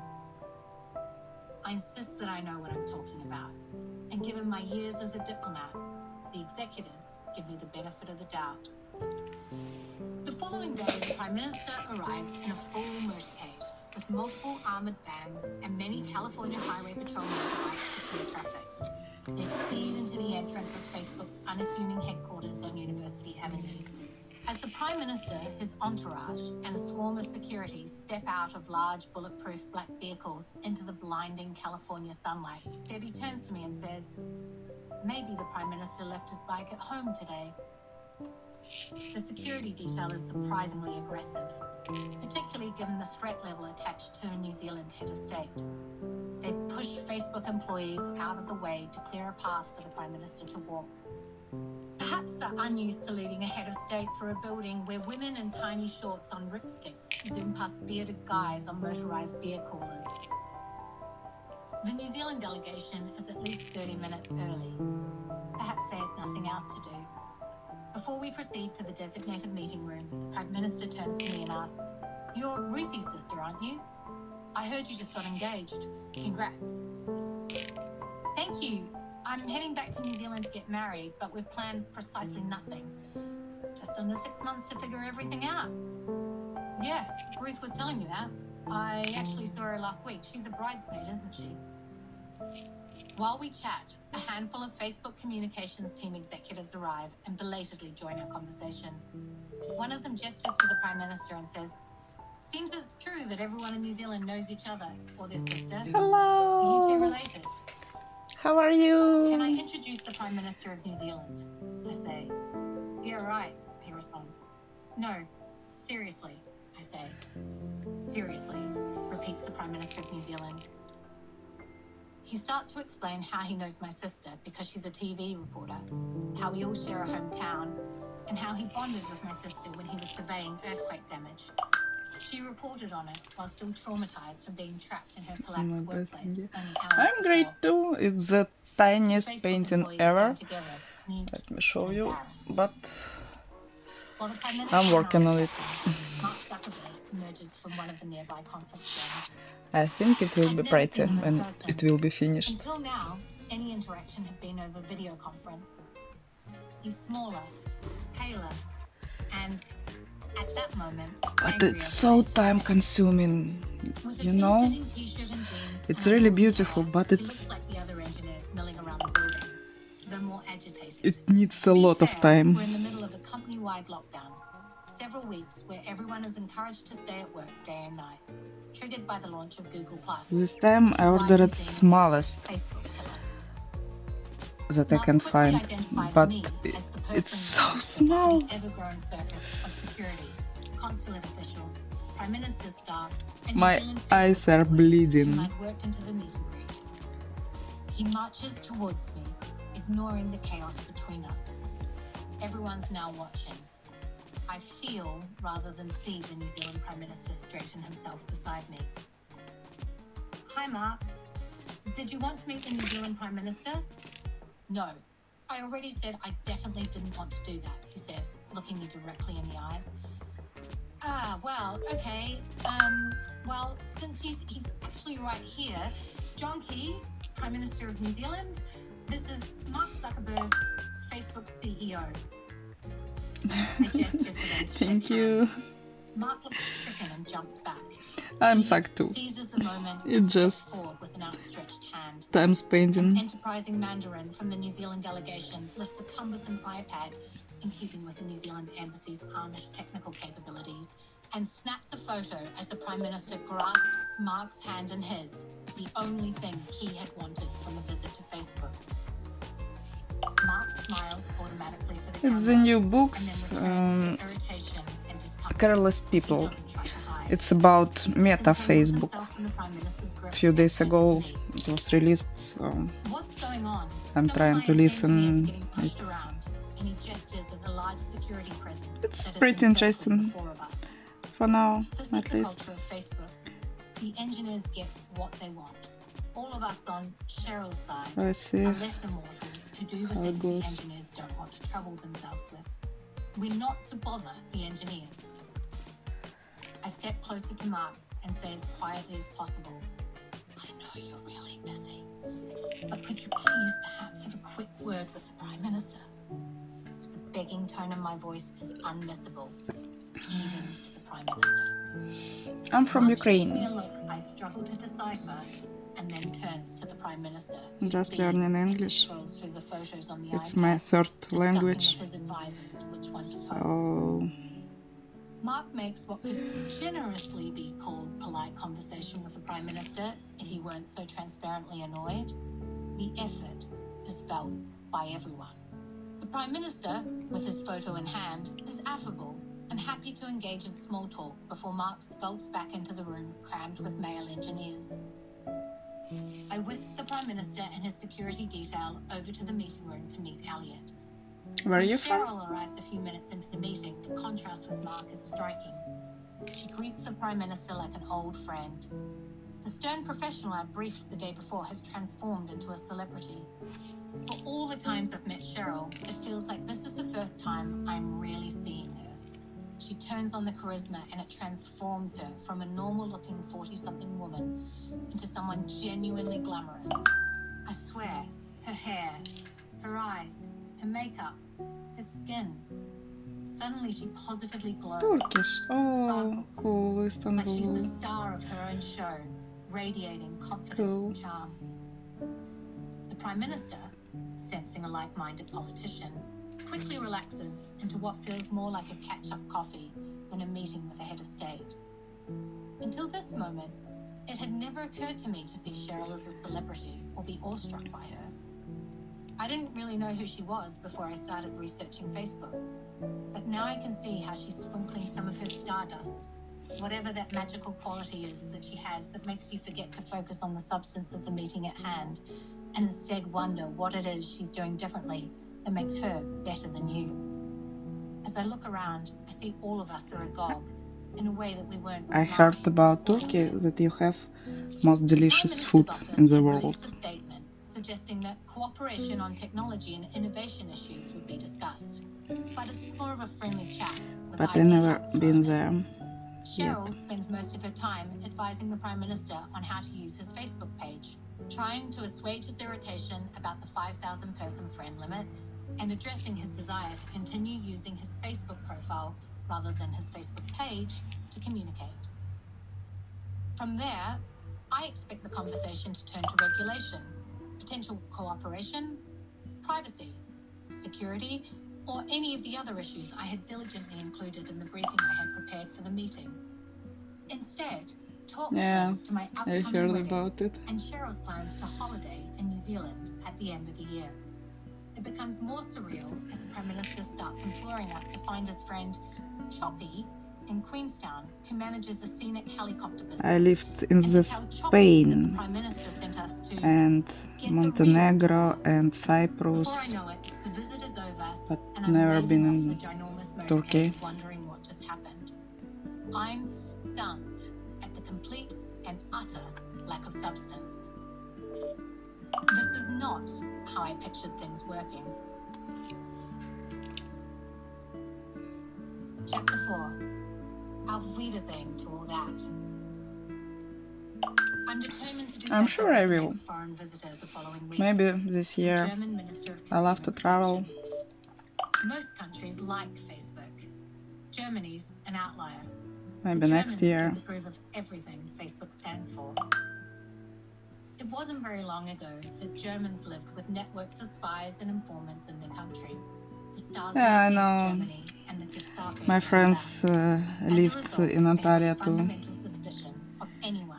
before war started. Which of course is Facebook's business model.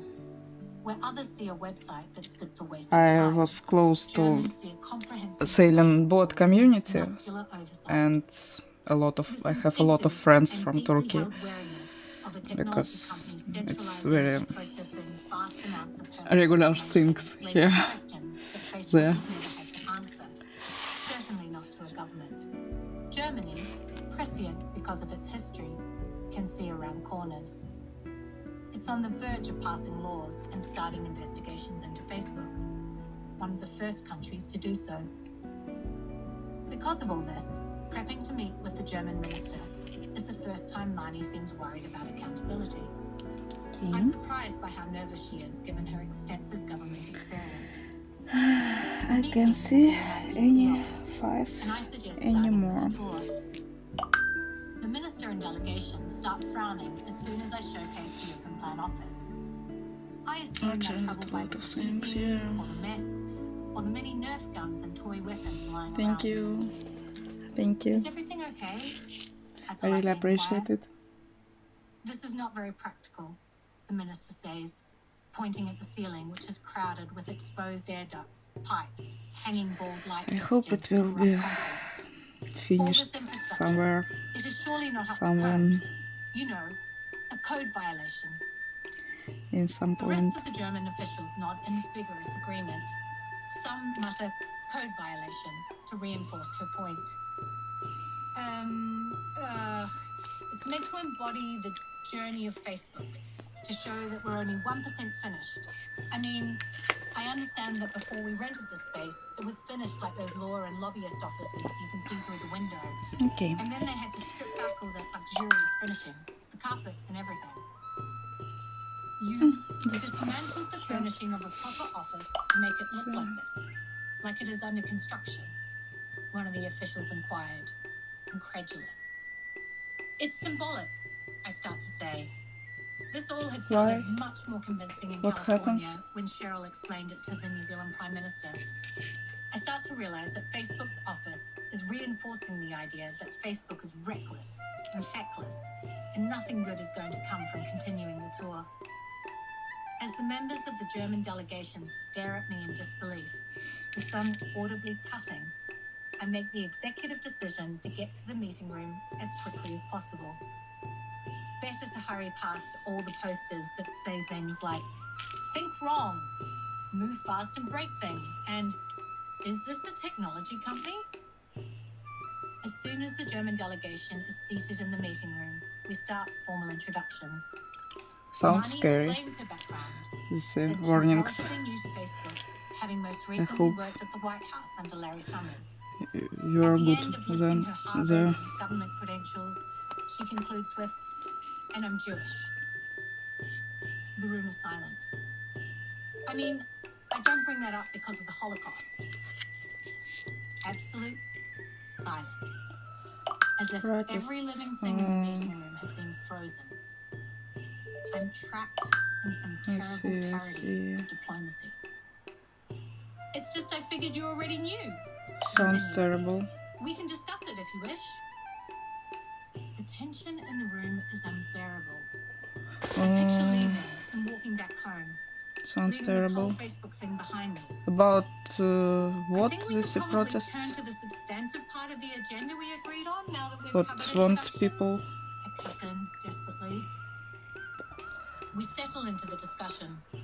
Very quickly, the delegation brings up content moderation. They want Facebook to be more vigilant in pulling down hate speech. Marnie explains that Facebook's built on the kinds of free speech rights embodied Of course, I understand you. in the United States. So we generally leave content untouched. She then segues into an example of cultural differences between the US and Germany.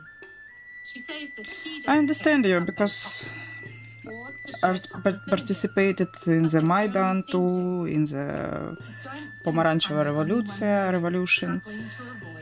So I know what you mean. And the overgeneralization that all Germans enjoy sharing topless Our country isn't helping either. needs freedom too. Physically bristles.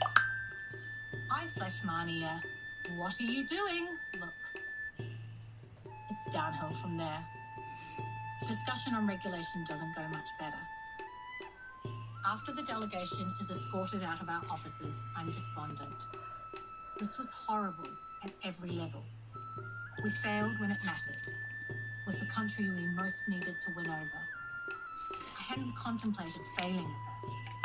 For the first time, I think this might not work. Marnie, sensing my displeasure, says to me, "Not quite the Foreign Service? I hope you will be. I don't answer. One thing you learn as I hope you will be live in the freedom There are times without thoughts and feelings manipulations like we had. No one's surprised when the German government opens an investigation into Facebook a few weeks later. Chapter 5. The large and strong nation. Yes. This place is completely different from anywhere I've ever worked. Strong people. And it's not just technology that makes it different. There's also I need to watch some news one of the upsides about Turkey. Punishing workload that started as soon as I joined Facebook is that Marnie's assistant Meredith is assigned to help me as well. She's the heart and soul of the DC office.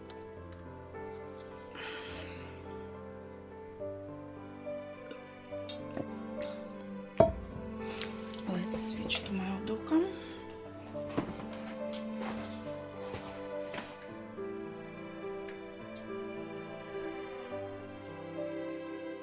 Hello there.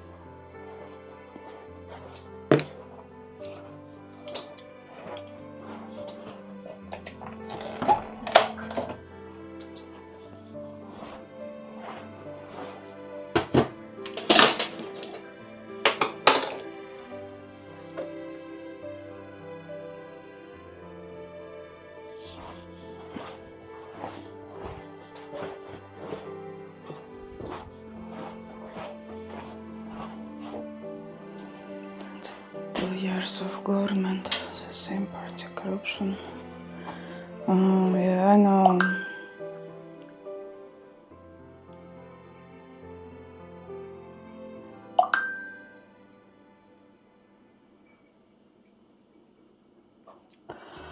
Because Erdogan, it's another Putin. I told that a few years ago, like as Trump.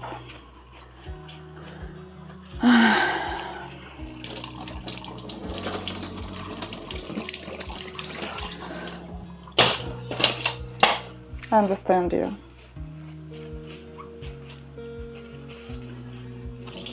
You deserve a freedom, and you deserve a democracy and choosing your way to live.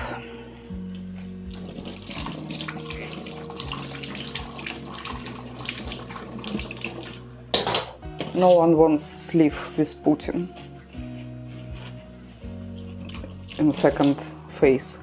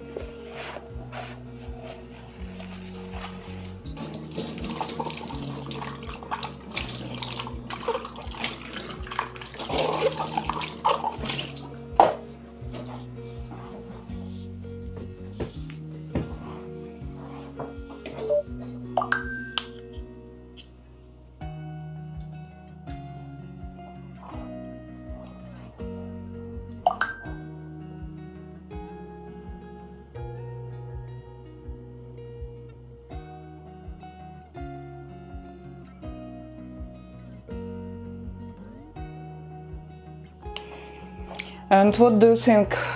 Are you have some hope in this? Because in Russia they don't have any hope to change something. It goes too far for these years of Putin.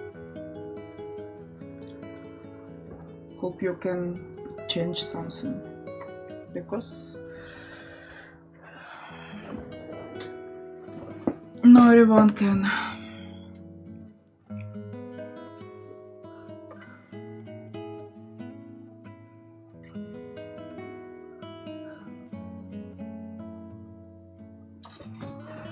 Let's check the news about Turkey.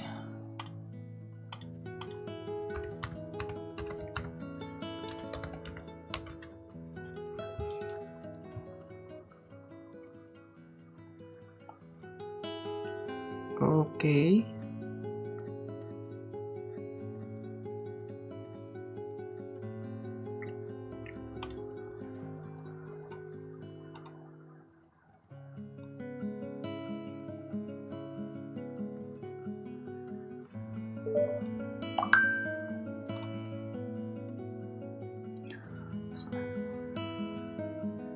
Oh my God.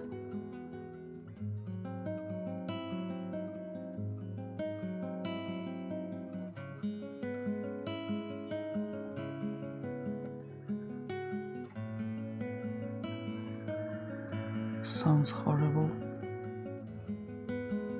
The cops working on your money, on your taxes. You paid them for living, and they work against people. You know, it's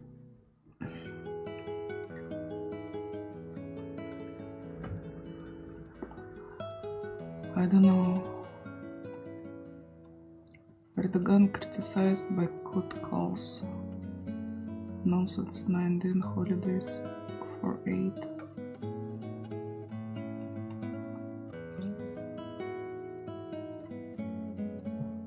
Turkey protests are about far more than fate of Istanbul's mayor.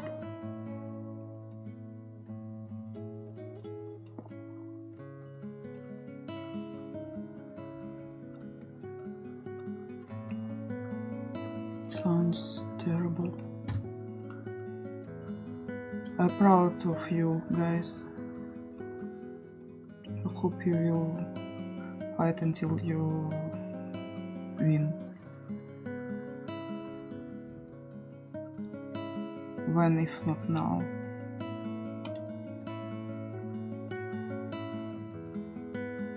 Year by year it's spreading across all politicians. Turkey around who doesn't real to Ukraine.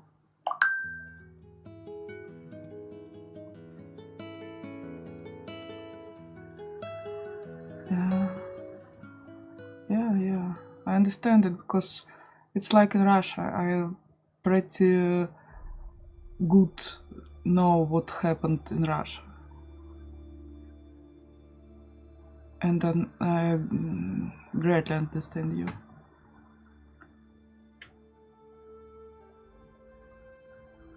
How they can sleep after they see cops? How they can come back to their children, their wives, and just sleep calmly after that?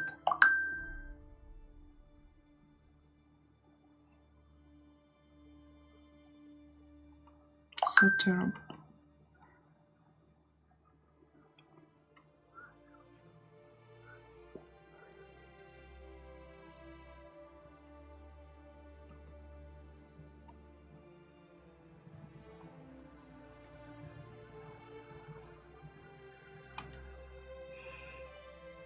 Sixth night of demonstrations as Erdogan hits out first.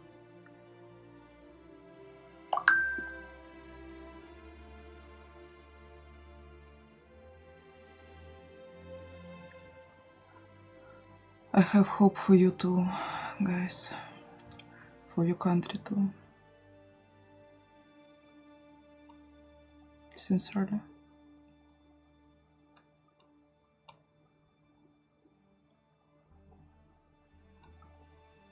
News are terrible. It sounds like it was in Georgia, it was in Ukraine before, and Kazakhstan too.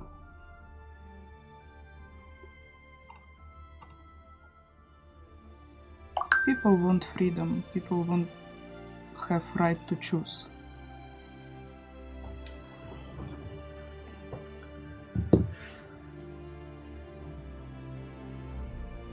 Pro-Erdogan propaganda in the West. I just reading in the Google Turkey news. Yeah, fuck Putin. Let me. I have special sticker for it.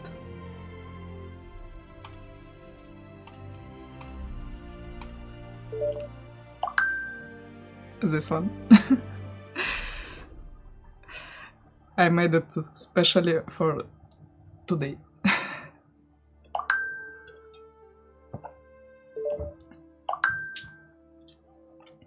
Fuck all these dictators.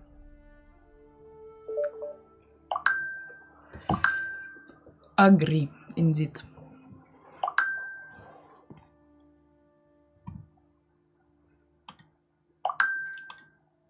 I will look about news after. I hope you can get rid of these parasites.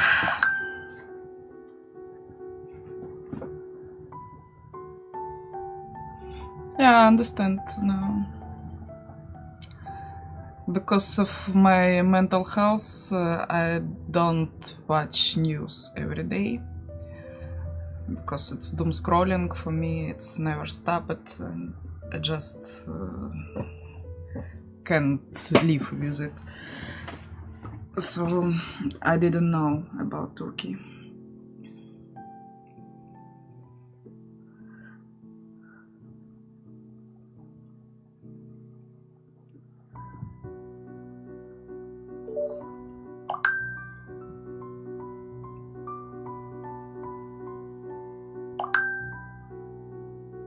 Yeah.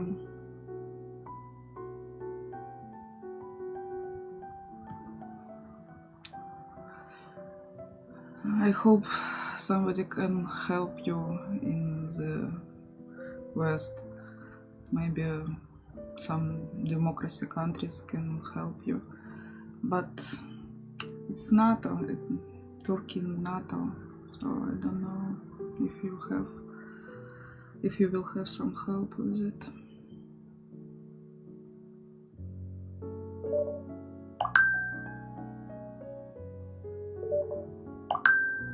No, it will help us.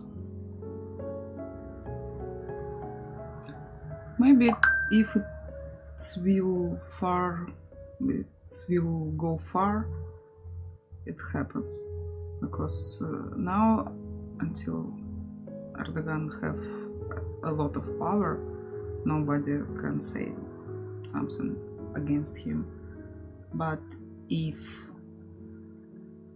it will be too much, maybe. West needs Erdogan. Why?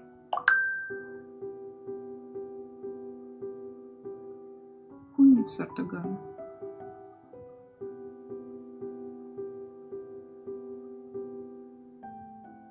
He just old dictator.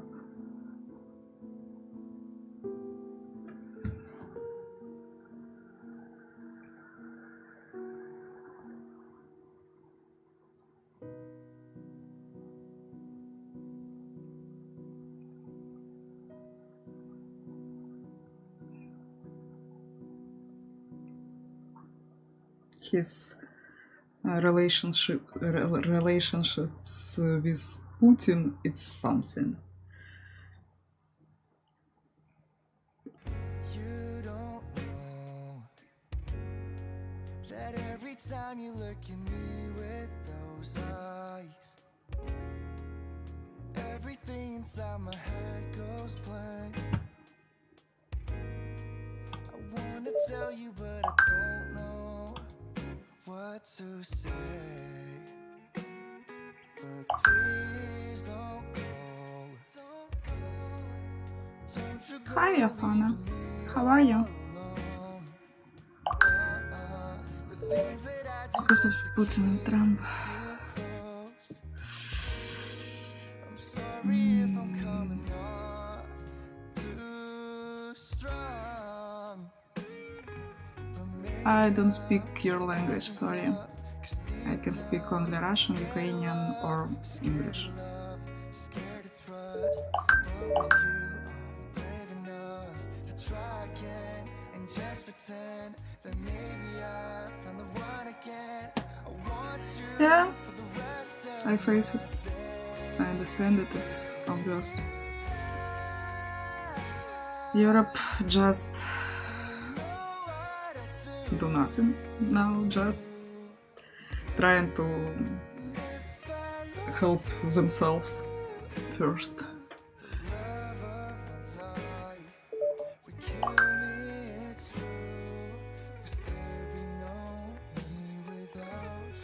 But Erdogan is not, I don't know, is not the man who can help Europe to go through war with Putin or Trump or anybody, because he has their sides.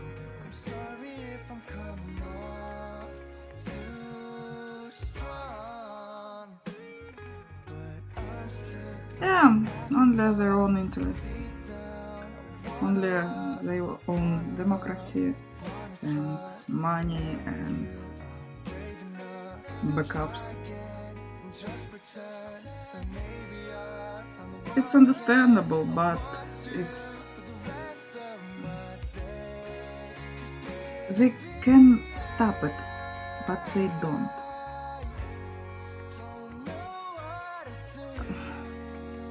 I'm struggling to explain it, but it's worse than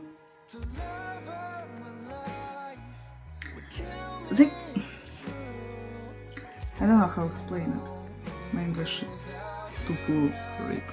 All my life, all my days and all my nights, want you here by my side. Baby, no, me without you, 'cause I'd rather die than live a life without you right here with me. There'd be no me Yeah. It's not actually pro-Russia, but it's the same interests, like Putin's interests, Trump interests. It's the power and control everything for lifetime. They want to help each other, not help democracy. 2,000 people? Oh my god. Tortures. It's like in Russia, you know? It's like in Russia. It happened in Russia so many times.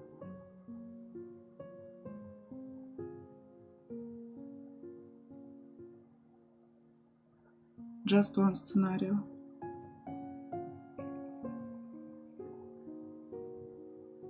If militaries and police don't get sight of people, you can't do anything with it.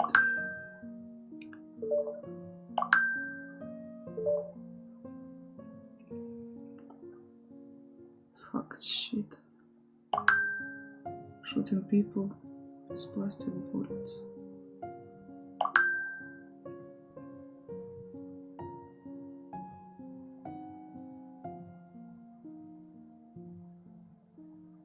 So scary. You're really brave, guys. But without weapon, you can't do anything with militaries, with cops. It's impossible.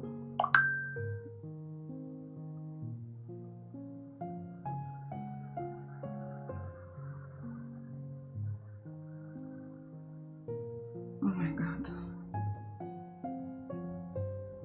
So terrible.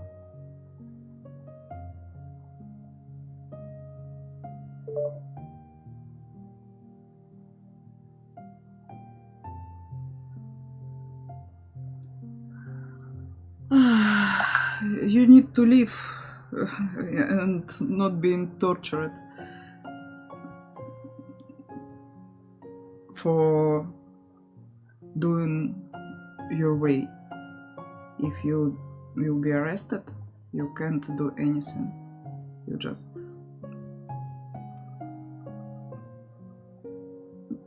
will do nothing. You need to be free for doing something.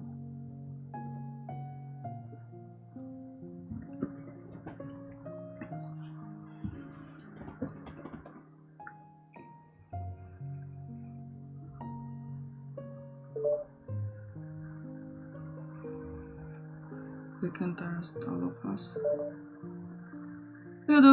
They don't need to arrest all of you. They arrested just they will arresting just more active participants, and that's enough. That's enough. Others, they just go home. I saw it so many times. It can be for a while, but in the end, all just go home, and that's it. Russia just lost their freedom, and now they can't do anything because Putin don't leave any chance of it.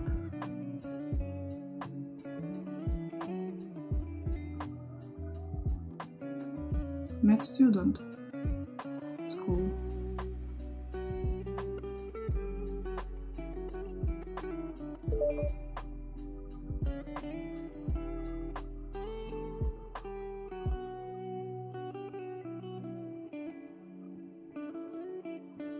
I had experience with pepper spray before. It's something. I know what about you talk, but I never been shot.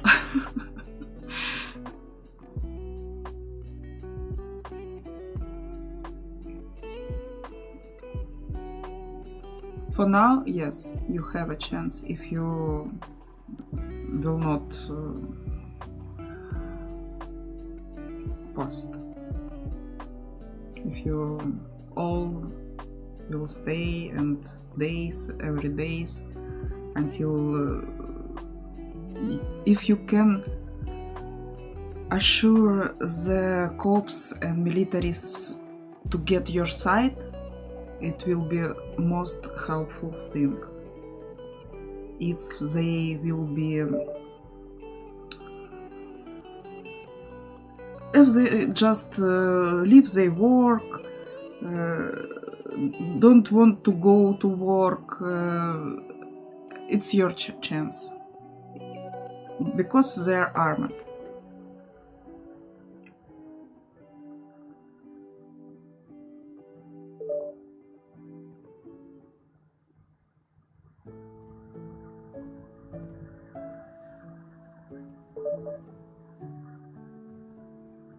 Ну, да, я на русском тоже говорю. Привет, Бабек.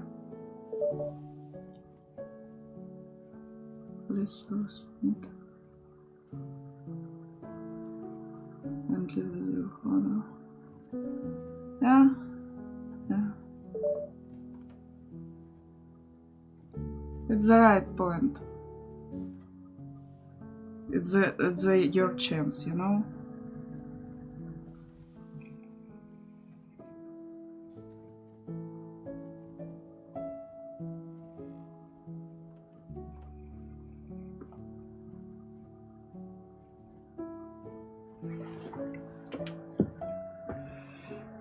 Let's do something. Let's do something.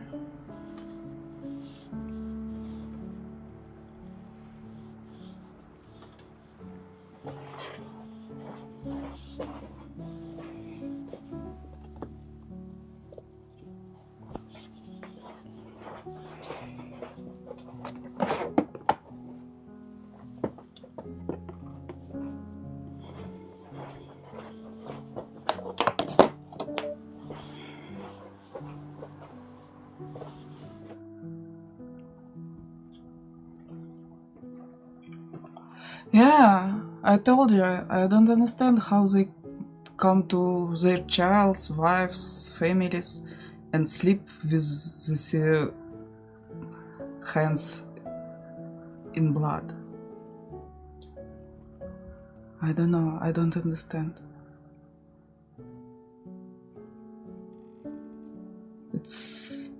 They will live with this all their life, you know? It's not for ordinary, regular people. It's for some...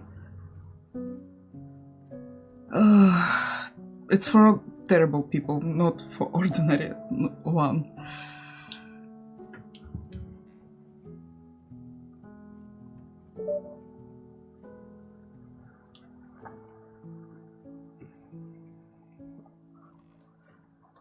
Wish you luck.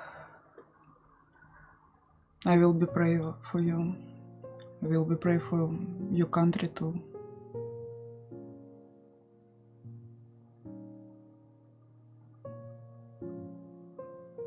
I hope you can do it with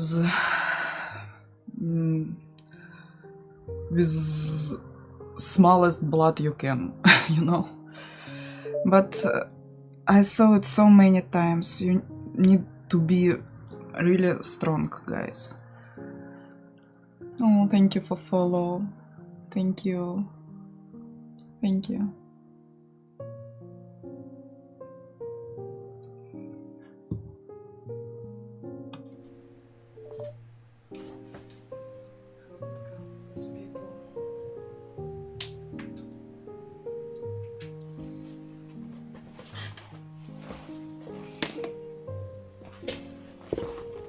Yeah, I understand it.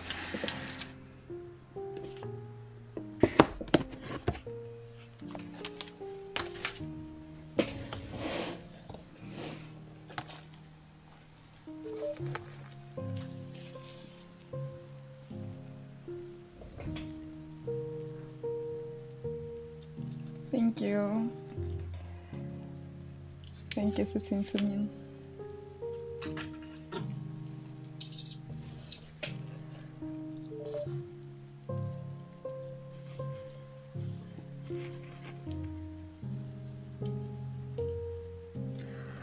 I finished for today with painting. Every day I used 2 colors only. That's it for today. I will work on it tomorrow, I think. Maybe tomorrow, maybe. I don't know. I need to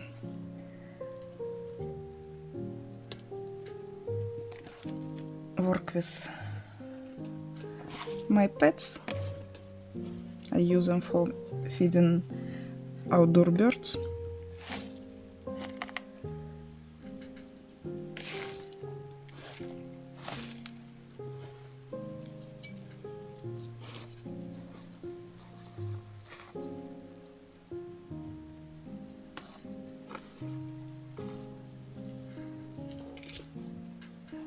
It's my pets. It calls Tenebrium molitor. It's a larva of them. Then they are turned out to the sea papaya. And after it will be just black beetles. I feed with them my outdoor birds on my backyard.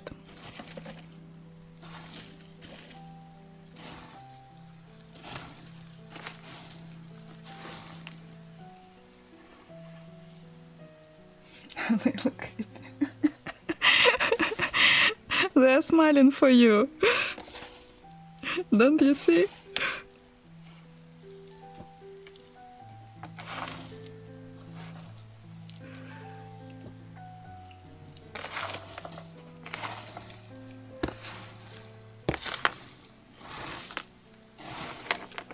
I'm veterinarian and biologist, so I used to have something weird pets all my life.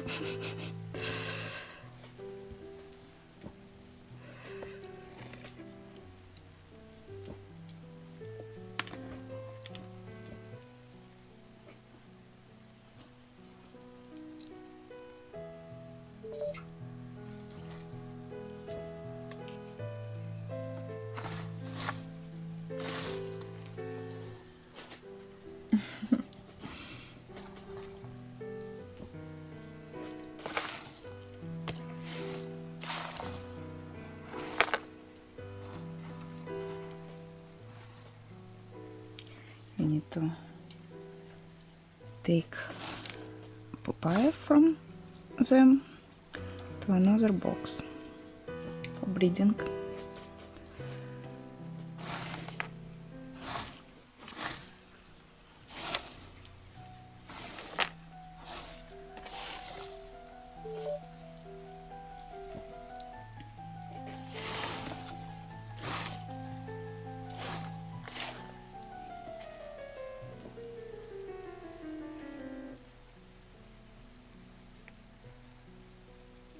They don't need time at all.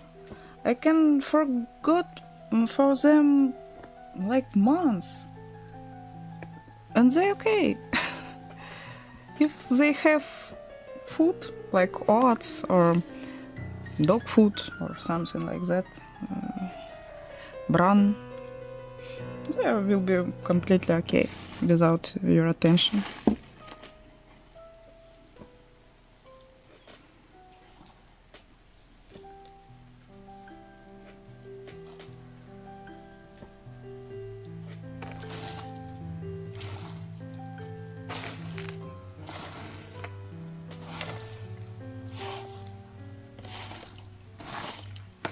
I need to add some bran and some carrot for drinking, because they need drink sometimes.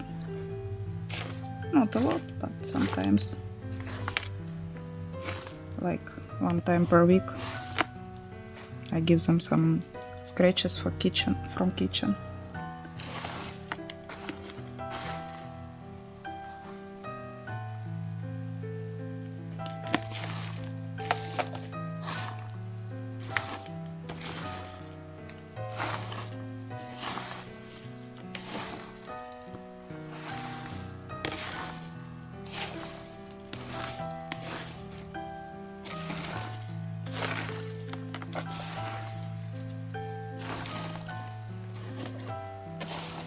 Okay,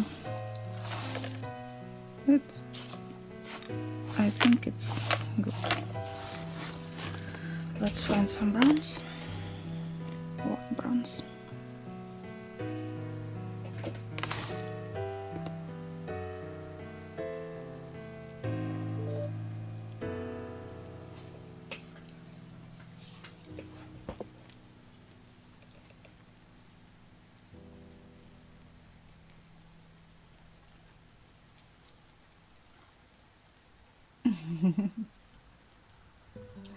I can tell you anything.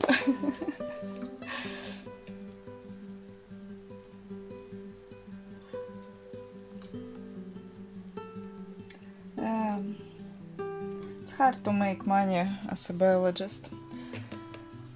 For example, in Ireland, where I live now because of war in my country, I don't have license for it.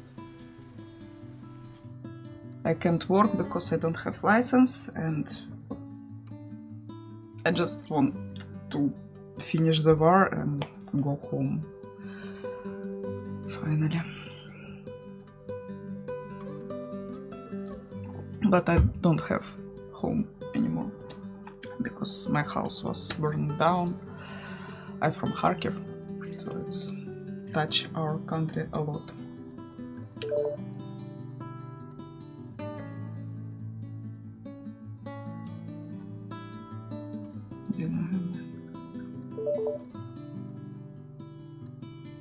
Yeah, but I wouldn't support medicine if it didn't have. Yeah, right. It's okay, it's not your fault. It's okay. I have a peaceful sky for now, and that's pretty good. I'm pretty happy with it. I'm alive, my mother alive, so I'm good.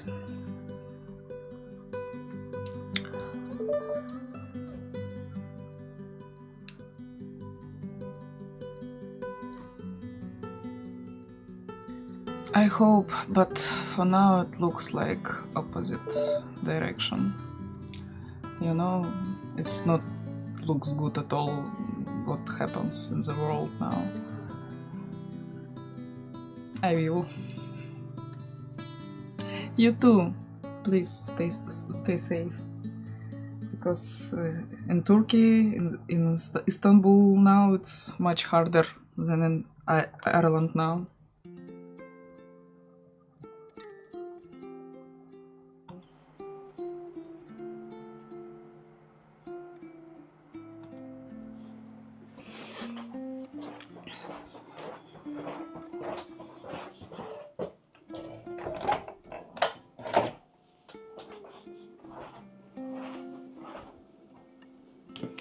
People never learn from history. People must learn. People learned for 1 generation. After, just all disappeared. 1 generation was aware of war, of autocracies, but now just forgot everything. How it works.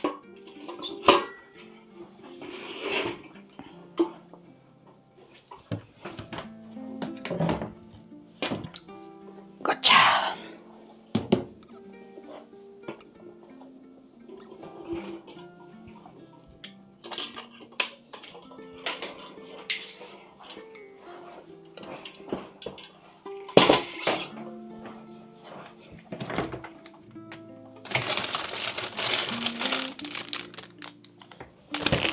Some old carrot, couple of beatings and buttons on the scratches. I hope I will pray for you guys.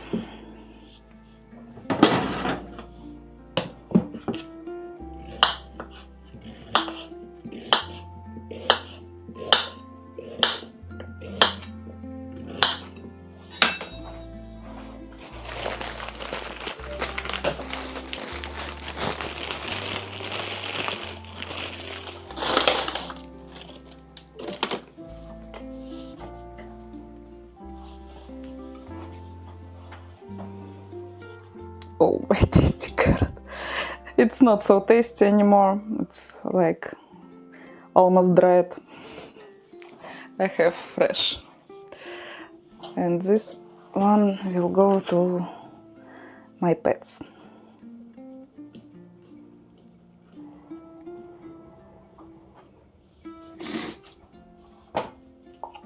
Let's take it here.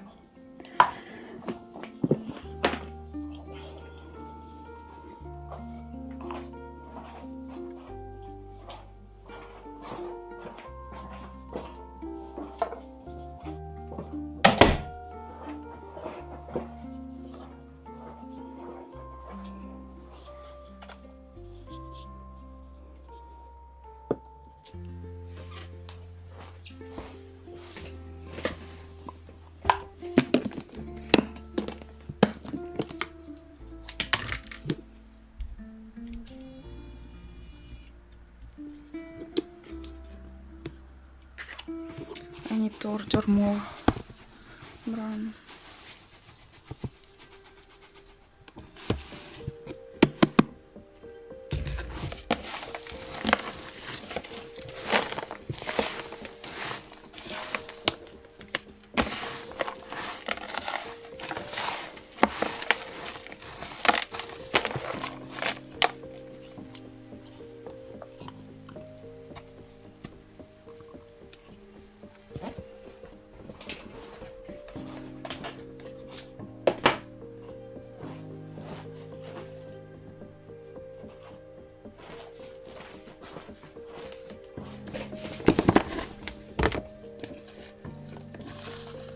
It's old.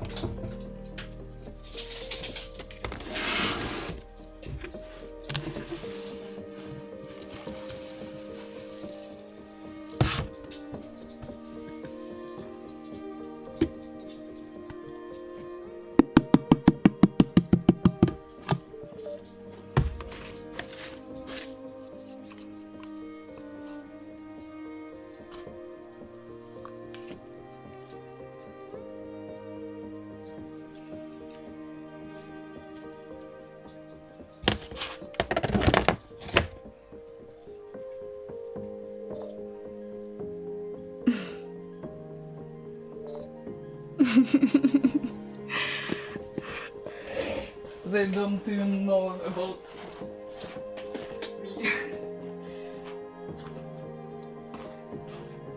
It's some gas for them.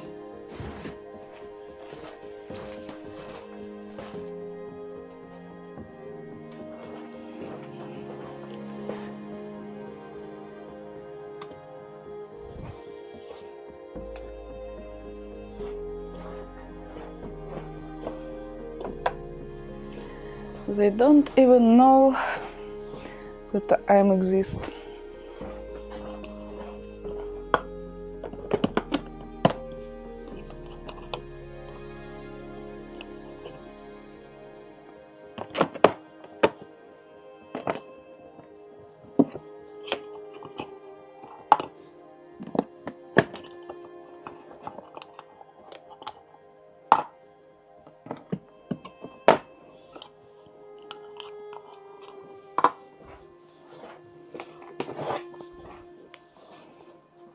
Where is lid?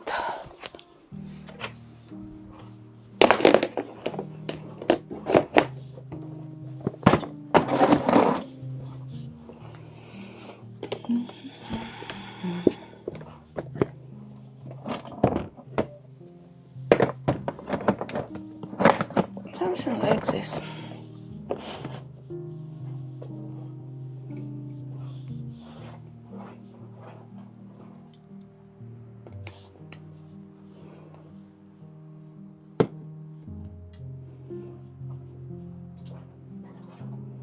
Who never learns because he never truly understands how terrible.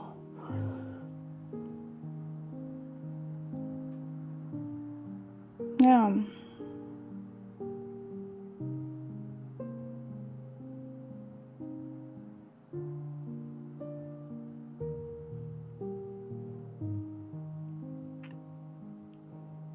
I had kidney stones. Yeah, I heard about it.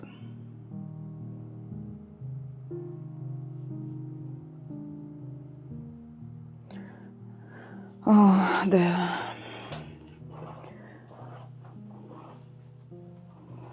maybe they even don't know.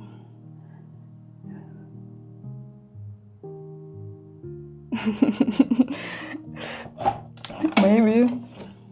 You never know.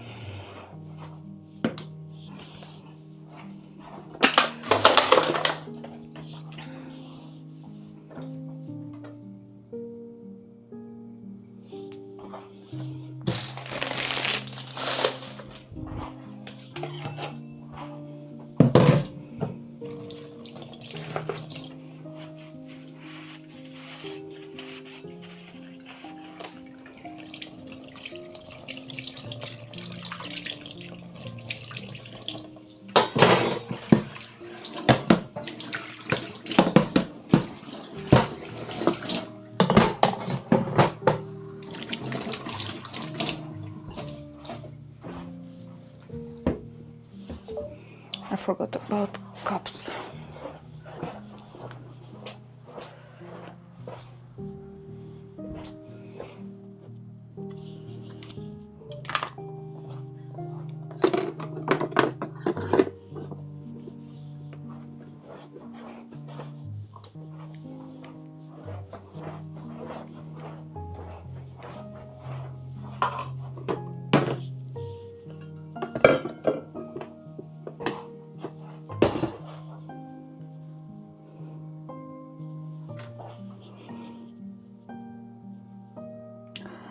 Actually, if you want to know, frankly, I don't believe it anymore. I think we will too heavy. We have too heavy weapons for us, like for species. We can't just get rid of it, and we can't live with it.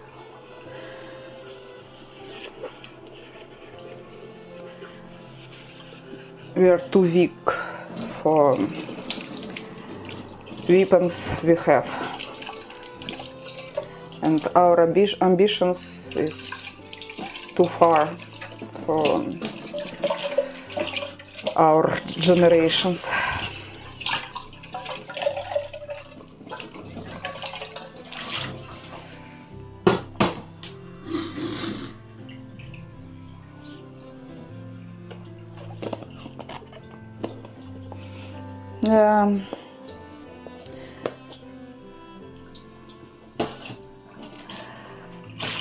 we're looking for another civilizations, but we can't understand even our dogs. We don't understand what happens in their head. We can't understand them. They can't understand us. But it's the one species who can live with us, with our families, like it's yours, like it's their species. Sorry for my English. I'm trying my best.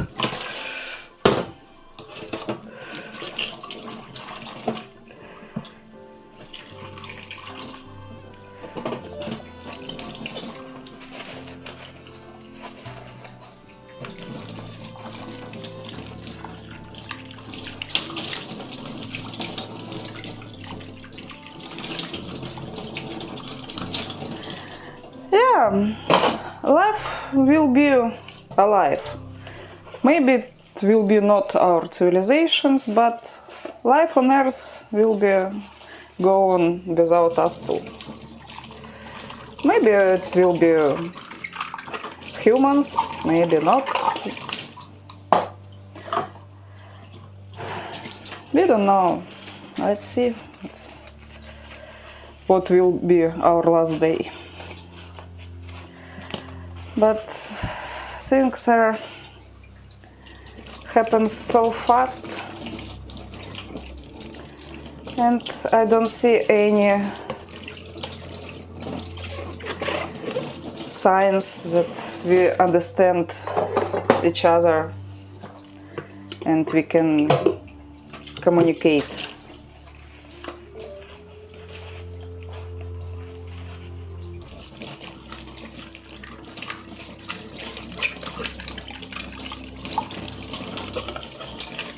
Every time we are looking only for our family and maybe our country, not more. No one thinks about our generations at all, our civilization.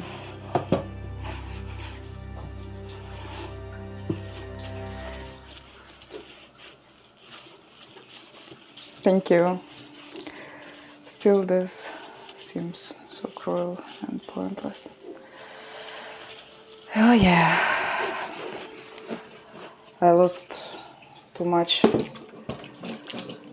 friends in these years. It's hard time.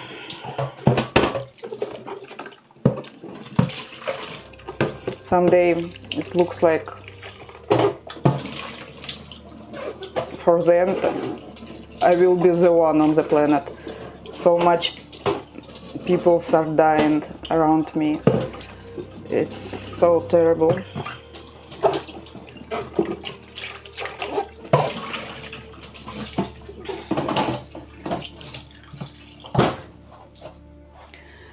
Before war started, I don't had any mental issues, but for now I don't know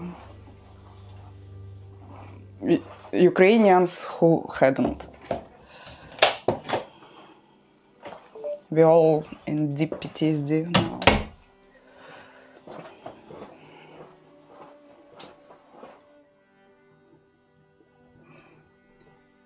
Oh, it's okay, it's not your fault.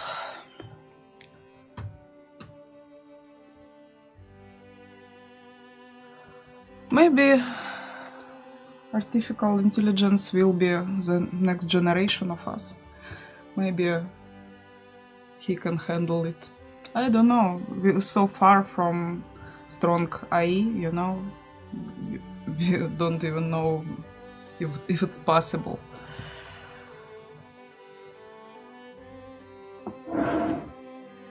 Maybe someday, but for now it looks, from this point, it looks like we don't know.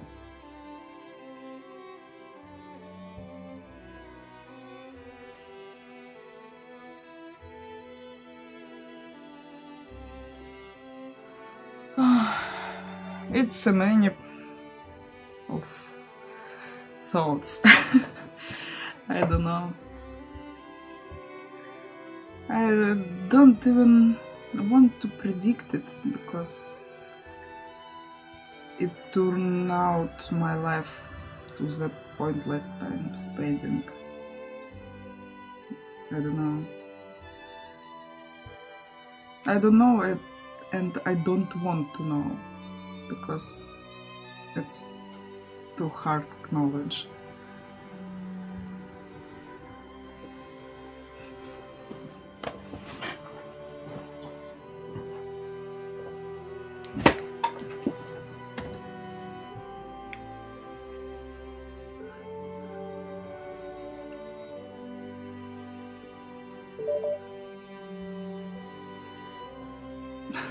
Okay.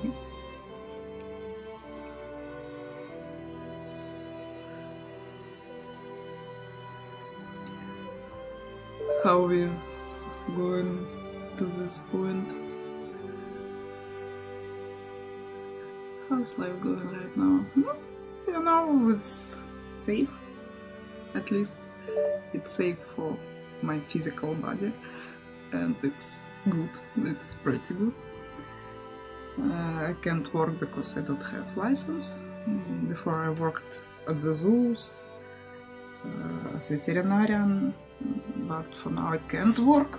I don't know English enough for work, and I don't have license, and I can't get it here. So I just streaming, chilling, and spending my time with reading, watching YouTube and Netflix, like this. I live in Ireland now, in Dublin.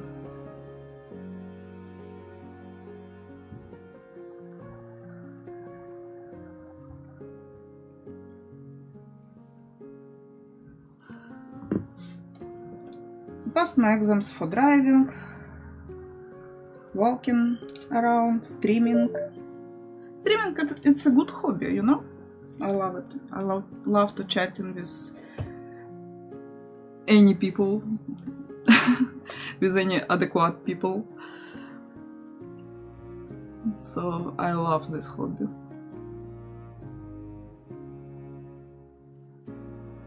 I hope too. It's a lot of progress for last year. A year ago, when I started with streaming here, I just used Google Translate for any sentences. Just translated it and read it. It was how I streamed before. But for now, I can at least speaking myself, not for many topics, but I'm trying my best, and day by day it happens better. So it's good lessons for me too, streaming here. I can practice my English every day. I love it.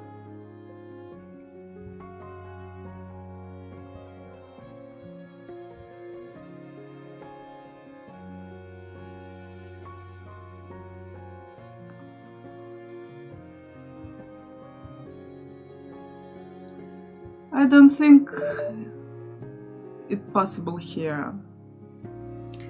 Maybe later, when I don't know when. Maybe later I will build in my zoo. I don't know. I think about it.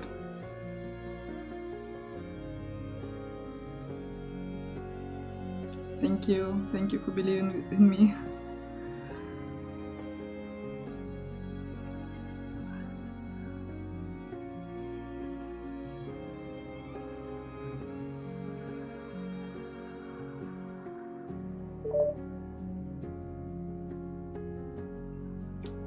It's my dream, you know.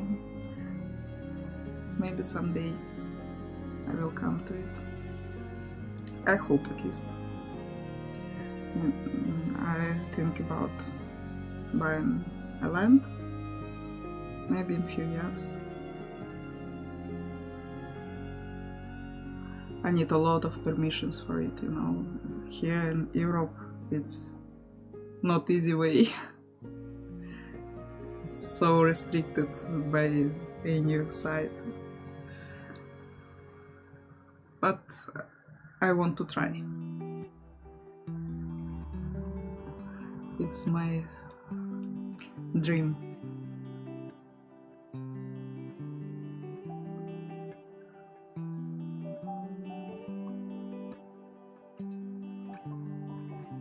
We have so deep talk today.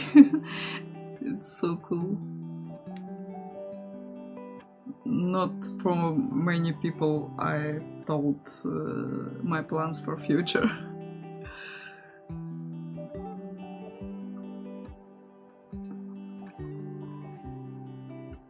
And not really a lot of people talks about politics here, because everyone just don't want to chatting so deep.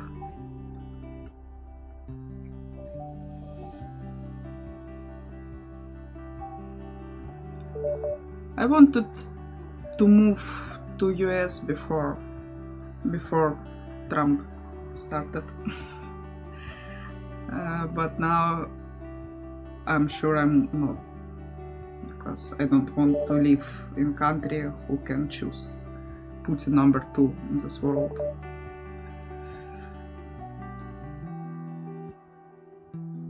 Okay.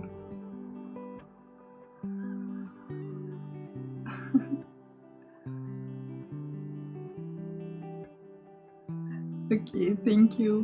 Bye. It was nice to chat with you. Really nice, frankly. Thank you for stepping by. It was nice to meet you. Oh yeah. Med student in the US. It's something else. I believe you. Being any student in the US, it's another level. Ah. Okay, okay.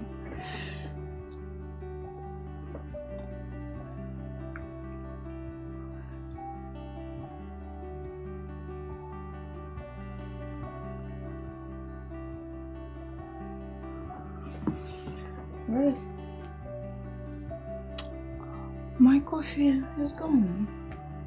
I need to refill it. Why it's come not focusing again? Oh, much better. Again. Oh, much better.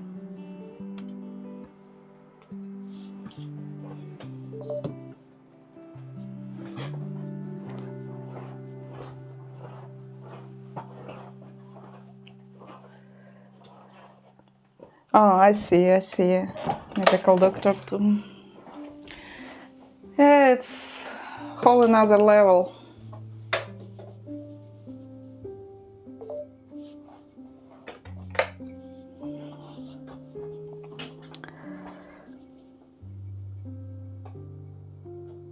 In Europe, actually, the earning amounts too, you know? It's not only in the US. In the Australia, for example, too.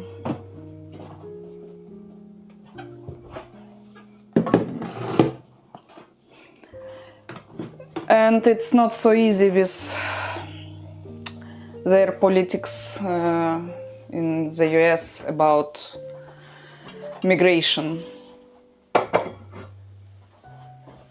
They told scary things now.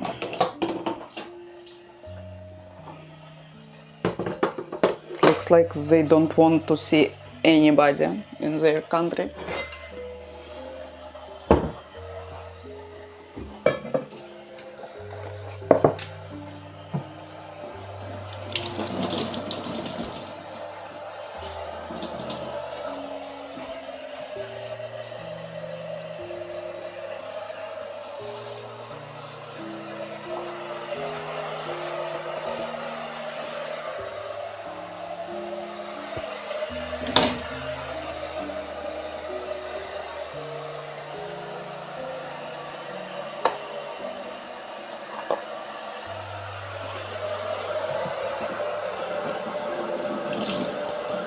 not at all.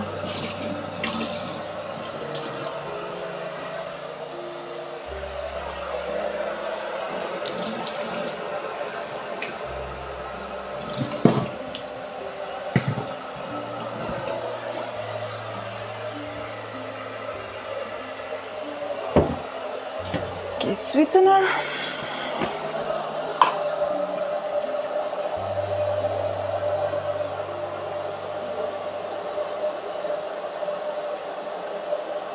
€3,000 a month.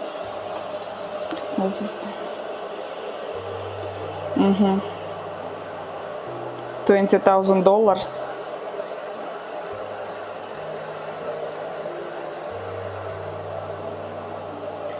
It sounds crazy. I don't even believe in this earnings. $20,000 a month. It sounds not really possible. I can't imagine. It's a lot. I don't know why it's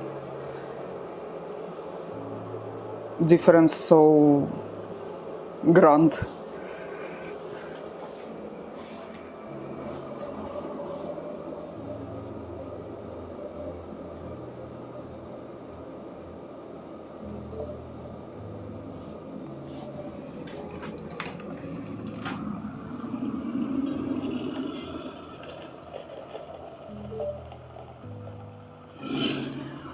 When system is corrupted, money will go to another people, not for workers. I don't know how it works.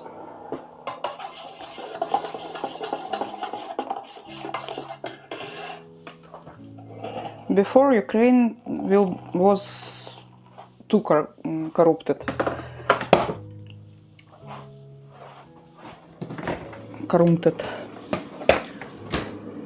And I know how it works because I worked in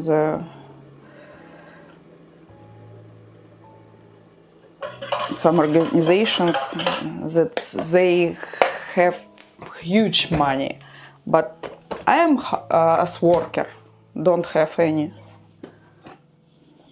They just steal everything.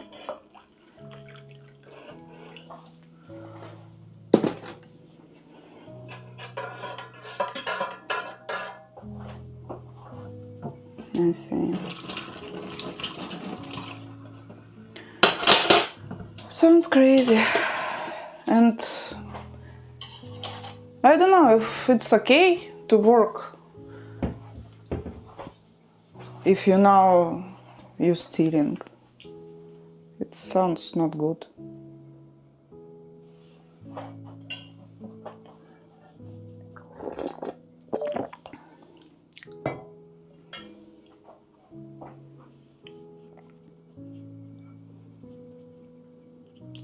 I hope they will not, but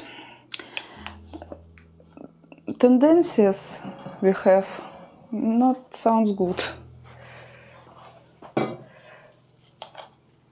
Looks like they are not welcome anymore to anybody from another country.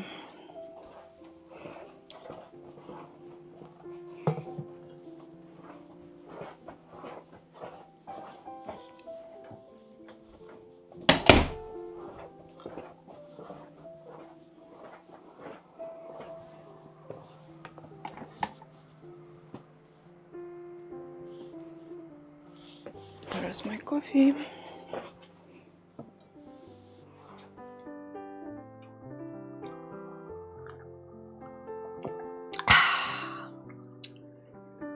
Just great.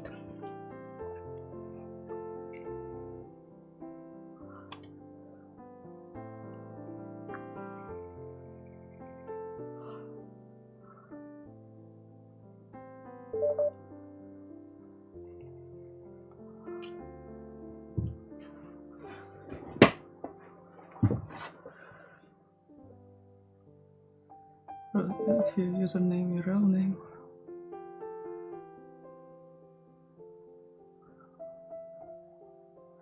Vickey is my real name. Noguri it's my nickname.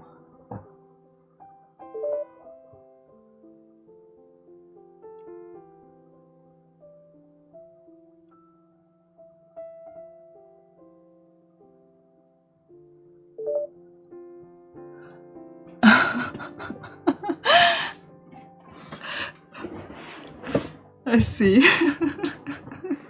Yeah, it's not easy time. I understand you.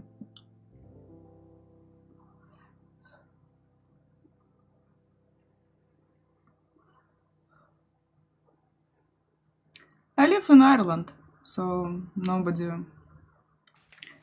can do something wrong for me. I'm safe here. If I live in Ukraine or in Russia or in Turkey, it will be not so easy. I understand it. But here I am safe.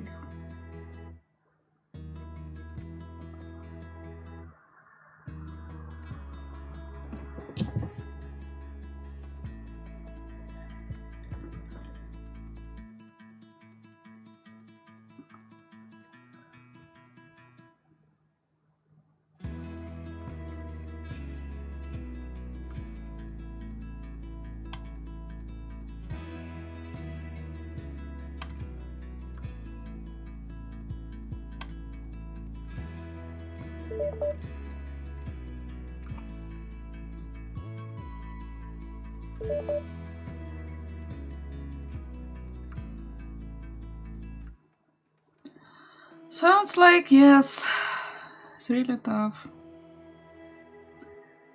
for many of people on our earth now these days. Just because we are not so lucky to be born in a safe country. Like all the people around me just walking and don't even know what is war. They don't even understand how it's, I don't know even the word for it. They're just so naive.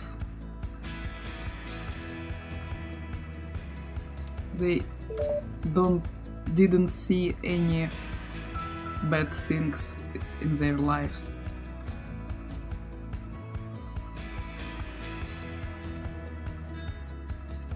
Yeah. I have so many friends from safe countries like Italy, Spain, and they are growing, they are living their lives in safest world without all we have, without all this experience. Yeah.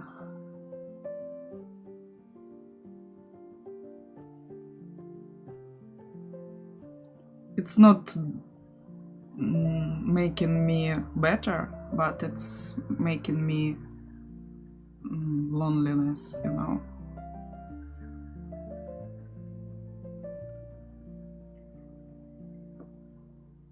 This experience, I mean.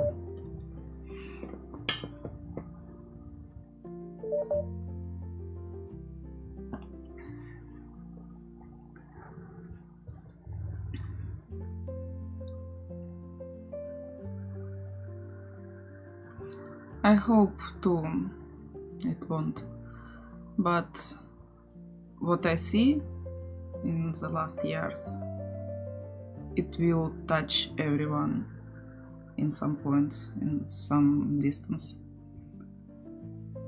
because many of Kremlin structures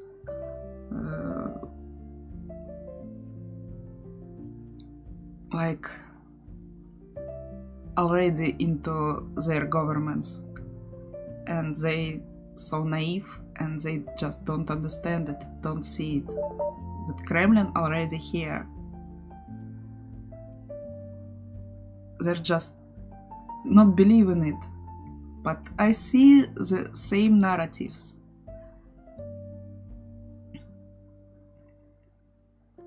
I'm going to New Zealand, they're too far away from this house. Yeah, I thought about it too. Somewhere to the Philippines, maybe. Pretty good country, you know? Do you know something about Philippines?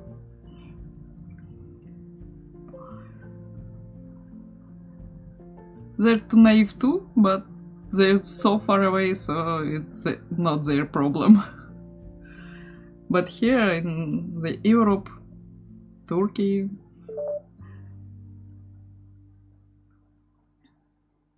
I heard.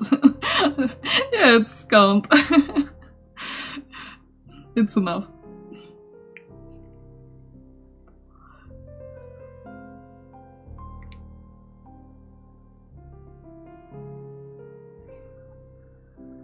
Okay, here already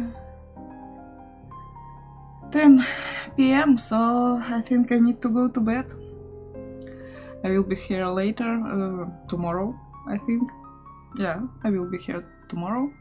Maybe we'll see you later. Thanks for chatting with me, thanks for spending time with me. It was pretty 1 a.m. here. You need to go too. Sorry for your time. Because of all this protests. Yeah, okay, I understand it. Thank you for... I hope you will be a good friends. It was lovely for me too. So bye bye. See you next time.